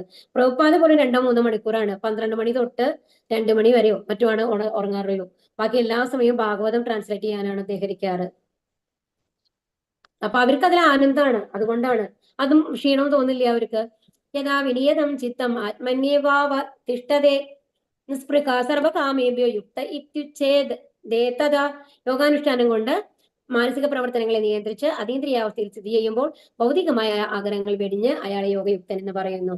അപ്പൊ ഇതിപ്പോ എന്താണ്? അഷ്ടാംഗയോഗമാര് ചെയ്തിട്ട് അയാളെ എന്താണ് മാനസിക പ്രവർത്തനങ്ങളൊക്കെ നിയന്ത്രിച്ചിട്ട് അതീന്ദ്രിയാവസ്ഥയിൽ, അപ്പോൾ അയാൾക്ക് ഭഗവാനെ മാത്രം ധ്യാനിച്ച് പരമാത്മരൂപത്തിലുള്ള ഭഗവാനെ മാത്രം ധ്യാനിച്ചിരിക്കുമ്പോ അയാൾക്ക് ഭൗതികാഗ്രഹങ്ങളുണ്ടോ? ഇല്ല അല്ലെ? അപ്പൊ അയാൾ എന്ത് പറയും? യോഗയുക്തർ. ഇങ്ങനത്തെ ആൾക്കാരെ നമ്മൾ എന്ത് പറയുന്നു? യോഗയുക്തർ എന്ന് പറയും. അംബരീഷ് മഹാരാജാവ് അതിന് ഉദാഹരണമായിട്ട് പറഞ്ഞതാണ് അംബരീഷ് മഹാരാജാവ്. ഒരു തികഞ്ഞ ഭക്തന്റെ ലക്ഷണങ്ങൾ: മനസ്സിനെ കൃഷ്ണ ഭഗവാന്റെ പാതാരവിന്ദങ്ങളിൽ ഉറപ്പിച്ചു. അപ്പൊ ഭഗവാന്റെ പാതാരവിന്ദങ്ങൾ മാത്രമാണ് മനസ്സിലുണ്ടായിരുന്നത്. പിന്നെ ദിവ്യ ഗുണങ്ങളെ പുകഴ്ത്താനായി തന്റെ വാക്കുകൾ, ഭഗവത് ക്ഷേത്ര ശുചീകരണത്തിനായി കൈകൾ. അപ്പൊ ആ രാജാവ് സ്വയം പോയി, രാജാവിന് ഒന്നും ചെയ്യേണ്ട ആവശ്യമില്ല അല്ലെ? ഇത്രയും സേവകന്മാരുണ്ട്, എന്നാൽ സ്വയം പോയിട്ടാണ് ഇത്രേ ആ ഭഗവാന്റെ ഇതൊക്കെ ആൾട്ടറൊക്കെ ക്ലീൻ ചെയ്യുക. അതുപോലെ കർണങ്ങൾ കൃഷ്ണ ഭഗവാന്റെ കഥാശ്രവണത്തിന്, കണ്ണുകൾ ദിവ്യമായ ഭഗവത് സ്വരൂപത്തെ ദർശിക്കുന്നതിന്, ശരീരം ഭക്തന്മാരെ സ്പർശിക്കുന്നതില്, എന്താണ് മൂക്ക് എന്തിനു വേണ്ടിയിട്ടാണ്? ഭഗവാൻ അർപ്പിച്ച താമരപ്പൂക്കളുടെ സൗരഭ്യം, ആ താമരയും തുളസിയൊക്കെ ഉണ്ടാവൂലേ, അതിന്റെ സൗരഭ്യം നുകരാൻ വേണ്ടിയിട്ട്. നാവ് തൃക്കാൽക്കൽ അർപ്പിക്കപ്പെട്ട തുളസീദളങ്ങളുടെ ആസ്വാദനത്തിൽ, കാലിലാണ് അല്ലെ ഭഗവാന്റെ എന്താണ് കാലുകളിൽ എന്താണ് പാതാരവിന്ദങ്ങളിലാണ് തുളസി ഇതാവുക. അപ്പൊ നാവുകൊണ്ട് അതുകൊണ്ട് അതായത് തുളസി ഭക്ഷിക്കും എന്നാണ് പറയുന്നത്. കാലുകൾ ഭഗവത് ക്ഷേത്രങ്ങളിലേക്കുള്ള തീർത്ഥയാത്രയിൽ, പിന്നെന്താണ് ശിരസ് തിരുമുമ്പിൽ പ്രണമിക്കുന്നതിന്. അപ്പൊ അഭിലാഷങ്ങൾ അവിടുത്തെ ആജ്ഞകൾ നിറവേറ്റുന്നതിലും. അപ്പൊ എന്താണ് നമ്മൾ ആഗ്രഹങ്ങൾ എന്തായിരുന്നു? ആ മനസ്സെങ്ങനെയാണ് വെച്ചിരുന്നത്? എല്ലാ ഇന്ദ്രിയങ്ങളുടെ കൂടെ വരുന്നതാണ് മനസ്സെങ്ങനെയാണ് വെച്ചിരുന്നത്? അംബരീഷ് മഹാരാജാവ് ഭഗവാൻ എന്താണ് ആജ്ഞ ചെയ്യുന്നത് അത് നിറവേറ്റുക എന്നുള്ളതായിരുന്നു. അത്രയും വലിയ ഭക്തന്മാർക്ക് ഭഗവാൻ നേരിട്ട് വന്ന് സ്വപ്നത്തിൽ വന്ന് ദർശനം കൊടുക്കും, ഇന്ന മാതിരിയാണ് ചെയ്യേണ്ടത് എന്നുള്ളത്. നമ്മൾക്ക് എന്തുകൊണ്ടാണ് ദർശനം കിട്ടാത്തത്? നമ്മളുടെ ഭൗതിക കാര്യങ്ങൾ മുഴുകിയിട്ടായിരിക്കുന്നത്. ഭഗവാൻ ഇപ്പോഴാണ് അറിയാൻ തുടങ്ങുന്നത്. ആ ഒരു ലെവൽ എത്തിക്കഴിഞ്ഞാൽ നമ്മൾക്കും ഇത് അറിയും എന്താണ് ചെയ്യേണ്ടത് ഇപ്പൊ എന്തായാലും ഒരു കൺഫ്യൂഷൻ സ്റ്റേജിലാണ് എല്ലാവരും ഉണ്ടാവുക. യഥാ ദീപോനി വാദസ്ഥോ നെങ്കതേ സോമപാസ്മൃത യോഗിനോ യഥ ചിത്തസ്യ യുഞ്ജതോ യോഗമാത്മനഃ. കാറ്റ് തട്ടാത്ത ഒരിടത്ത് വെച്ച ചാഞ്ചല്യമില്ലാത്ത ദീപനാളം പോലെയാണ് മനസ്സിനെ നിയന്ത്രിച്ച യോഗി. അദ്ദേഹം നിരന്തരം അതീന്ദ്രിയ സത്തയിൽ ധ്യാനം ഉറപ്പിച്ച് അക്ഷുബ്ധനായി നിലകൊള്ളും. അപ്പൊ എന്താണ് ഒരു ദീപനാളം, നമ്മളൊരു വിളക്ക് കത്തിച്ച് വെച്ചേക്കുക, നല്ല കാറ്റുണ്ടെങ്കിൽ എന്താണ്ടാവുക, അത് കെടും അല്ലെ. പക്ഷെ കാറ്റില്ലാത്തൊരു സ്ഥലത്താണെങ്കിലോ അതിന് ഒരു ഡിസ്റ്റർബൻസും ഉണ്ടാവില്ല. നമ്മൾ പറഞ്ഞു ഒരു സമുദ്രത്തിലേക്ക് അത്രയും നദികൾ വന്ന് ചേരുന്നുണ്ട് നമുക്കറിയാം അല്ലെ. അപ്പൊ അത്രയും നദികൾ വന്ന് ചേർന്ന് കഴിഞ്ഞാലും ആ സമുദ്രത്തിന് ഇത്രയും നദികൾ വന്ന് ചേരണതിന് എന്തെങ്കിലും കുലുക്കണ്ടോ? ഇല്ല. അത് അത്രയും ബൃഹത്താണ്, അതിന് ഒരു അനക്കവും ഇല്ല. ആ നദികൾ വന്നില്ലെങ്കിലും അതിന് അതേമാതിരി ഉണ്ടാവുക, നദികളിലെ വെള്ളം വന്നു കഴിഞ്ഞാൽ അതേമാതിരി ഉണ്ടാവുക. ആ ഒരു വ്യത്യാസം നമ്മൾക്ക് അറിയില്ല. അതുപോലെ തന്നെയാണ് ചാഞ്ചല്യമില്ലാത്ത മനസ്സ് എന്ന് പറയുന്നത്. ആ മനസ്സിൽ എപ്പോഴും ഭഗവാനിൽ ഉറപ്പിച്ചു നിന്ന് കഴിഞ്ഞാൽ വേറെ എന്ത് ആൾക്കാരെ എന്ത് തലകുത്തി നോക്കി കഴിഞ്ഞാലും, ഇപ്പൊ ഒരാൾ ഇപ്പൊ നിറയെ ഇപ്പൊ നമ്മുടെ ഡ്രിങ്ക്സിനെ കുറിച്ചിട്ട് നമുക്ക് ഇപ്പോ അടുത്ത ജനറേഷൻ വളരെയധികം അഡിക്റ്റഡ് ആയി കൊണ്ടിരിക്കുന്ന ഒരു സംഗതിയാണ് അല്ലെ. പക്ഷെ എത്ര ആൾക്കാരെ കുടിയന്മാരുടെ ഉള്ളിൽ കൊണ്ട് നിർത്തി കഴിഞ്ഞാലും അയാൾ കുടിക്കാൻ പറഞ്ഞാൽ കുടിക്കില്ല. കാരണം ഇല്ല, ഇത് ഭഗവാന് നിരക്കാത്ത കാര്യമാണ്, ഭഗവാൻ ഇതൊന്നും ചെയ്യരുതെന്നാണ് പറഞ്ഞിട്ടുള്ളത്. ഞാൻ അങ്ങനത്തെ ആകർഷണങ്ങളിൽ പോവില്ല. ആ ഉറപ്പ് അയാൾക്ക് ഉണ്ടാവും. അതാണ് പറയുന്നത്. അപ്പൊ ദീപനാളം പോലെ മനസ്സിന് ഒരു ചാഞ്ചല്യം ഉണ്ടാവില്ല. അങ്ങനത്തെ മനസ്സാണ് നമ്മുടെ ബന്ധു അല്ലെങ്കിൽ മിത്രം, സുഹൃത്ത് എന്ന് പറയുന്നത്. അപ്പൊ അതുകൊണ്ട് അയാൾക്ക് എത്ര നേരം വേണമെങ്കിലും ഭഗവാനെ ധ്യാനിച്ച് സന്തോഷിക്കാനായിട്ട് സാധിക്കും. സ്വസ്ഥനായി ഭഗവത് ധ്യാനത്തിൽ നിരന്തരം ഒഴുകിയിരിക്കുന്ന ഒരു യഥാർത്ഥ കൃഷ്ണഭക്തൻ കാറ്റു കടക്കാത്ത സ്ഥലത്ത് വെച്ച ദീപനാളം പോലെ അചഞ്ചലനായിരിക്കും. അപ്പൊ അതിനനുസരിച്ച് അപ്പൊ നമ്മൾക്ക് എന്തായും, ഇപ്പൊ കാറ്റ് വെക്കുന്ന സ്ഥലത്ത് നമ്മളൊരു വിളക്ക് വെക്കണമെങ്കിൽ നമ്മൾ അതൊരു മൂടി ഗ്ലാസ് മൂടിയോട് മൂടി കഴിഞ്ഞാൽ അതിനൊരു കുഴപ്പമില്ലാണ്ട് നമ്മൾ ഇതാക്കും അല്ലേ. നമ്മൾക്ക് കാറ്റിനെ നമുക്ക് അവോയ്ഡ് ചെയ്യാൻ പറ്റില്ല. നമ്മുടെ ലൈഫിൽ നമ്മൾക്ക് വരുന്ന പ്രോബ്ലംസ്, ആഗ്രഹങ്ങളൊന്നും നിയന്ത്രിക്കാൻ പറ്റില്ല. അപ്പൊ നമ്മൾ എന്താ ചെയ്യുന്നത്, അപ്പൊ എന്താ ചെയ്യുക, ഒരു ഗ്ലാസ് മൂടിയോണ്ട് അതിനെ അടച്ചു കഴിഞ്ഞാൽ ഒരു എത്ര ഫാൻ ഓടിക്കൊണ്ടിരുന്നു കഴിഞ്ഞാലും അത് കത്തിക്കൊണ്ടിരിക്കും അല്ലെ. കറക്റ്റ് അല്ലേ. അപ്പൊ അതുപോലെ ആയിരിക്കണം നമ്മളുടെ ഭക്തിയുത സേവനങ്ങൾ. നമ്മുടെ ഭക്തിയുത സേവനങ്ങളാണ് ആ ഗ്ലാസ് നമ്മൾ ഇടുന്നത് ആ മനസ്സിന് മേലെ. അപ്പൊ അതുകൊണ്ട് നമ്മുടെ മനസ്സിനെ നിറയ്ക്കുമ്പോൾ വേണ്ടാത്ത ആഗ്രഹങ്ങൾ നമ്മൾക്ക് വരില്ല. എത്രോ പരമതേ ചിത്തം നിരുദ്ധം യോഗ സേവയാ എത്ര ചൈവാത്മനാത്മാനം പശ്യന്നാത്മതി തുഷ്യതി സുഖമാത്യന്തകം യത്തത് ബുദ്ധിഗ്രാഹ്യം അതീന്ദ്രിയം പേതി യത്രാന ചൈവാഹം സ്ഥിതശ്ചലതി തത്വതഃ യം ലബ്ധ്വാ ചാപരം ലാഭം മന്യതേനാധികം തതഃ യസ്മിൻ സ്ഥിതേന ദുഃഖേന ഗുരുണാഭി വിചാല്യതേ തം വിദ്യാ ദുഃഖ സംയോഗ വിയോഗം യോഗ സഞ്ചിതം. ഇത് 4 ശ്ലോകം ഒരുമിച്ചാണ്. ഇത് അവസാനത്തെ ഇന്നത്തെ ലാസ്റ്റ് ശ്ലോകമാണ് കേട്ടോ. സമാധി എന്ന പരിപൂർണാവസ്ഥയിൽ മനസ്സ് യോഗാനുഷ്ഠാനം മൂലം ഭൗതികങ്ങളായ മനോവൃത്തികളിൽ നിന്നും തികച്ചും പിന്മാറിയിരിക്കും. അപ്പൊ ഇതാണ് സമാധി എന്ന് പറയുന്നത്. നമ്മുടെ മനസ്സിൽ ഒരു ആഗ്രഹങ്ങളും ഇല്ലാണ്ടിരിക്കുക, ഏതാഗ്രഹങ്ങളും ഇല്ലാണ്ട് ഭഗവാനെ മാത്രം അർപ്പിച്ചുകൊണ്ട് എല്ലാ കാര്യങ്ങളും സന്തോഷത്തോടു കൂടി ചെയ്യുക, നമ്മുടെ കർമ്മങ്ങളായിട്ട് ചെയ്യുക. അപ്പൊ എന്തുണ്ടാവും, നിർമ്മലമായ മനസ്സുകൊണ്ട് സ്വാത്മാവിനെ സാക്ഷാത്കരിച്ച ആത്മാവിൽ ആനന്ദം കൊള്ളാനുള്ള കഴിവ്. അപ്പൊ ഏതവസ്ഥയിലും അവര് സങ്കടം വരില്ല. ചില ആൾക്കാർക്ക് കഴിവ് തോന്നും, അവര് വീട്ടിലത്തെ കാര്യങ്ങളൊക്കെ കേൾക്കുമ്പോൾ എങ്ങനെ അവർ ഇത്രയും സന്തോഷമായിട്ട് ഇരിക്കാൻ പറ്റണേ, നമ്മളാണെങ്കിൽ എന്ത് ചെയ്തിട്ടുണ്ടാവും എന്നൊക്കെ നമ്മൾക്ക് തോന്നും. ചില ആൾക്കാർ ഇപ്പൊ 2 കാലും നഷ്ടപ്പെട്ടു ജന്മന കൈയും കാലും ഇല്ലാത്ത ആൾക്കാരെയൊക്കെ നമ്മൾ കാണാം അല്ലെ. അപ്പൊ അവരൊക്കെ കണ്ടു കഴിഞ്ഞാലും അവർ എത്രയോ സന്തോഷമായിട്ട് അവരുടെ ലെവലിൽ ചെയ്ത് കഴിഞ്ഞിട്ട് എത്രയോ ഉന്നതികൾ വരുന്ന ആൾക്കാരുണ്ട്, നമ്മൾ കാണാൻ പറ്റും. ചിലപ്പോൾ നമ്മൾ ഈ ഇതിലൊക്കെ കാണാം അല്ലെ, ടിവിയിലൊക്കെ നമ്മൾ കാണാറില്ലേ. അങ്ങനെ എങ്ങനെയാണ് അവർക്ക് സാധിക്കുന്നത്? അവരതിനെ ആക്സെപ്റ്റ് ചെയ്യാണ് ചെയ്യുന്നത്. നമ്മളുടെ കുറവുകളെ നമ്മൾ ആക്സെപ്റ്റ് ചെയ്യുക. മെയിൻ ആയിട്ട് നമ്മൾക്ക് വേണ്ടത് അതാണ്. എനിക്ക് ഇത്രയും സാധിക്കും. നമ്മൾക്ക് അറിയണം എത്രത്തോളം നമ്മളെ കൊണ്ട് ചെയ്യാൻ പറ്റും. ഇപ്പൊ ബാക്കി എല്ലാവരും ചെയ്യുന്ന രീതിയിൽ നമുക്ക് ഒരു കാര്യം ചെയ്യാൻ പറ്റണമെന്നില്ല. മേ ബി ചില കാര്യങ്ങൾ അവരെക്കാൾ നന്നായിട്ട് നമുക്ക് ചെയ്യാൻ പറ്റുന്നുണ്ടാകും. അപ്പൊ ഏതാണോ നമ്മൾക്ക് നല്ലതായിട്ട് ചെയ്യാൻ പറ്റുന്ന കാര്യങ്ങൾ അതിൽ നമ്മൾ ശ്രദ്ധ കേന്ദ്രീകരിച്ച് മറ്റുള്ള കാര്യങ്ങൾ ഓക്കെ അതെനിക്ക് ചെയ്യാൻ പറ്റില്ല, ഞാൻ വിടുന്നു, ആ ലെവലിൽ എനിക്ക് ചെയ്യാൻ പറ്റില്ല എന്നുണ്ടെങ്കിൽ ആ ലെവലിൽ മതി. അപ്പൊ അത് നമ്മളുടെ കുറവുകളെ നമ്മൾക്ക് ആക്സെപ്റ്റ് ചെയ്യാൻ പറ്റണം. ഇപ്പൊ എനിക്ക് പാടാൻ ആഗ്രഹമുണ്ട്, പക്ഷെ ഞാൻ യേശുദാസിനെ പോലെ പാടാൻ തുടങ്ങി കഴിഞ്ഞാൽ എന്താ ഉണ്ടാവുക? ഇരിക്കുന്ന ആൾക്കാരെ എല്ലാം കല്ലെടുത്ത് എറിഞ്ഞു എന്ന് വരും അല്ലെ, അല്ലെങ്കിൽ തക്കാളി എറിഞ്ഞു എന്ന് വരും. ഒരു സ്റ്റേജിൽ പോയി ഞാൻ പാടാൻ നിന്ന് കഴിഞ്ഞാൽ ഇറ്റ്സ് ഇമ്പോസിബിൾ. എത്ര പ്രാക്ടീസ് കഴിഞ്ഞാലും നമുക്ക് ഒരു ലെവൽ വരയ്ക്കാണ് നമ്മൾക്ക് എത്താൻ സാധിക്കുള്ളൂ. അപ്പൊ നമ്മൾക്ക് എന്താണ് നന്നായി ചെയ്യാൻ സാധിക്കുക, എന്താണ് നന്നായിട്ട് ചെയ്യാൻ സാധിക്കുന്നത് എന്നുള്ള ഒരു വിവരം നമ്മൾക്ക് ഉണ്ടാവണം. അത് അറിഞ്ഞു കഴിഞ്ഞിട്ട് അതിനനുസരിച്ച് നമ്മൾ ചെയ്യുന്ന പ്രവൃത്തികൾ സംതൃപ്തരായി കഴിഞ്ഞു കഴിഞ്ഞാൽ നമ്മൾക്ക് ദുഃഖങ്ങൾ ഉണ്ടാവില്ല, നമ്മൾക്ക് ആനന്ദം വരും. അതാണ് പറയുന്നത്, എല്ലാം ഭഗവാനിൽ സമർപ്പിക്കുക. നമ്മൾക്ക് കഴിവ് കുറവാണെന്നുണ്ടെങ്കിൽ ഓക്കെ എനിക്ക് ഇത്രയേ ഉള്ളൂ, ഭഗവാൻ എനിക്ക് അത്രയേ വിധിച്ചിട്ടുള്ളൂ. ഭഗവാനിൽ വിശ്വസിക്കൂ. ഭഗവാൻ നമ്മൾക്ക് നല്ലൊരു പ്ലാൻ വെച്ചിട്ടുണ്ടാവും നമ്മുടെ ലൈഫിൽ. ആനന്ദഭരിതമായ ആ നിലയിൽ അളവറ്റ അതീന്ദ്രിയ സുഖമാണ് ദിവ്യേന്ദ്രിയങ്ങളിലൂടെ ഒരാൾക്ക് അനുഭവപ്പെടുക. അയാൾ എപ്പോഴും സന്തുഷ്ടനായിരിക്കും. എല്ലാം ഭഗവാന്റെ കാര്യങ്ങൾക്ക് വേണ്ടിയിട്ടാണ് അല്ലേ. അപ്പൊ ഭഗവാന്റെ ഒന്ന് ആലോചിച്ച് നോക്കൂ, ഭഗവാനെ കളിക്കുന്നത്, യശോദാമ ഒരലിൽ കെട്ടിവിടുന്നത്, അങ്ങനത്തെ കാര്യങ്ങളൊക്കെ നമ്മൾ കുറച്ചു നേരം വെറുതെ ഇരുന്ന് ട്രൈ ചെയ്ത് നോക്കൂ. ഇന്ന് അപ്പൊ അങ്ങനെ നമ്മുടെ മനസ്സിൽ കൊണ്ടുവരിക, കുട്ടിയെ കൊണ്ടുവന്നിട്ട് അങ്ങനെയൊക്കെ ഒന്ന് ചിന്തിച്ചു നോക്കൂ. നമ്മൾക്ക് ഭയങ്കര സന്തോഷം തോന്നും. നമ്മൾ അറിയാതെ ചിരിക്കും. കാരണം നമ്മൾ ആ കുട്ടി ഇങ്ങനെ ഇതാവുന്നത്, യശോദാമ്മയുടെ ആ ഒരു എന്താണ് റിയാക്ഷൻ, ഇതൊക്കെ അതുപോലെ പിന്നാലെ ഓടിക്കൊണ്ടിരിക്കുന്നത്. ശരിക്കും യശോദാമ്മ എന്ന് പറഞ്ഞാൽ ഭയങ്കര യങ് ഏജിലല്ല കേട്ടോ, പക്ഷേ കുറച്ച് ഏജ് ആയിട്ടാണ് ഉണ്ടായിട്ടുള്ളത് എന്നാണ് പറയുന്നത്. ഇത് അപ്പൊ പിന്നാലെ ഓടാന്ന് പറഞ്ഞാൽ കഷ്ടമായിരുന്നുണ്ടാവും അവർക്ക്. അപ്പൊ ദിവ്യേന്ദ്രങ്ങളിലൂടെ ഒരാൾക്ക് അനുഭവപ്പെടുക, ഇതിലെത്തിയാൽ പിന്നെ ഒരിക്കലും സത്യത്തിൽ നിന്ന് ചലിക്കേണ്ടില്ല. ആൻഡ് രണ്ടാമത്തെ കാര്യം, ഹരേ കൃഷ്ണ മന്ത്രം ജപിക്കാൻ തുടങ്ങി കഴിഞ്ഞാൽ തന്നെയുള്ള ചേഞ്ച് അനുഭവത്തിൽ കൊണ്ട് പറയുന്നതാണ്. നൽകിയ പേര് അനുഭവങ്ങളാണ് അത്. ഒരിക്കലും നമുക്ക് നുണ പറയാൻ സാധിക്കില്ല. നമ്മുടെ ഉള്ളിൽ വരും, ഞാൻ നുണ പറയാൻ പാടില്ല. അത് നമ്മുടെ ഉള്ളിൽ നിന്ന് അങ്ങനെ തന്നെ വരും. അത് തെറ്റ് ചെയ്യാൻ പാടില്ല എന്നുള്ള മാതിരി. അപ്പൊ അതിൽ നിന്ന് അപ്പൊ നമ്മൾ നേരായുള്ള കാര്യങ്ങൾ മാത്രമേ ചെയ്യൂ, നേരായുള്ള പ്രവൃത്തികൾ മാത്രമാണ് നമ്മൾ ശ്രദ്ധയുണ്ടാവുക.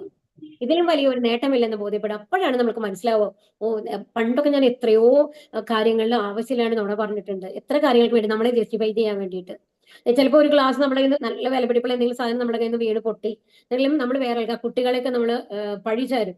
എന്നുവെച്ചാൽ കുട്ടികളെന്ന് പറഞ്ഞാൽ ആരും ചീത്ത പറയില്ലല്ലോ, ചിലപ്പോൾ നമ്മുടെ കയ്യിൽ നിന്ന് വന്നിട്ടുണ്ടാവുക. അപ്പൊ അങ്ങനത്തെ കാര്യങ്ങളൊക്കെ നമ്മൾ സ്വാഭാവികമായിട്ട് ചെയ്യുന്ന കാര്യങ്ങൾ പോലും നമ്മൾ ചെയ്യാൻ മടിക്കും. എന്തിനാണ്? എല്ലാവർക്കും തെറ്റുപറ്റും അല്ലേ? നമുക്ക് തെറ്റുപറ്റി നമ്മളത് അംഗീകരിക്കുക. ആ ഒരു ലെവലിലേക്ക് നമ്മുടെ മനസ്സിനെ കൊണ്ടുവരാനായിട്ട് സാധിക്കും. ഇതാണ് ശരിക്കും പറഞ്ഞു കഴിഞ്ഞാലുള്ള എന്താണ് പറയാ, ഒരു കൗൺസിലിംഗ് എന്ന് പറയുന്നത്.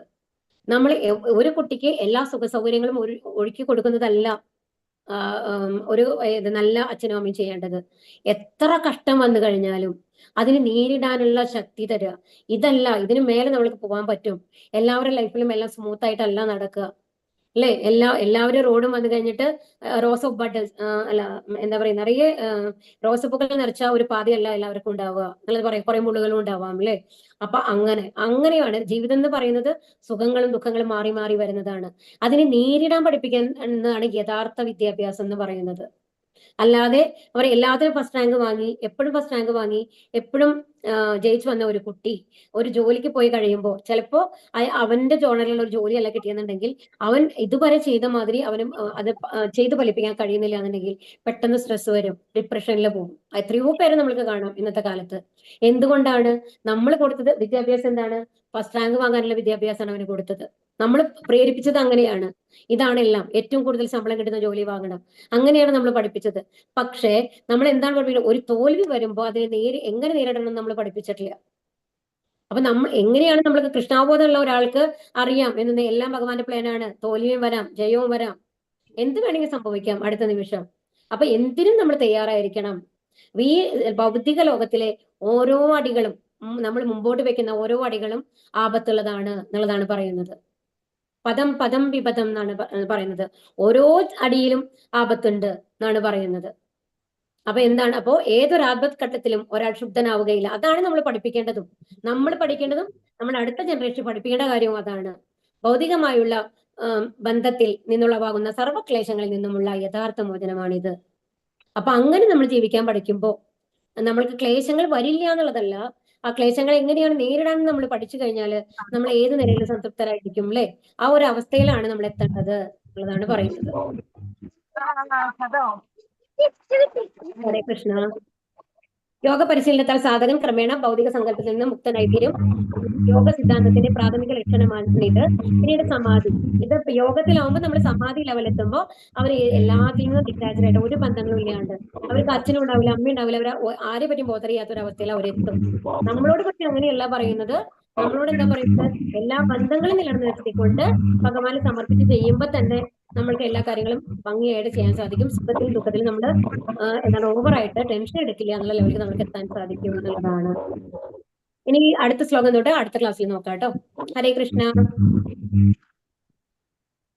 ഹരേ കൃഷ്ണ.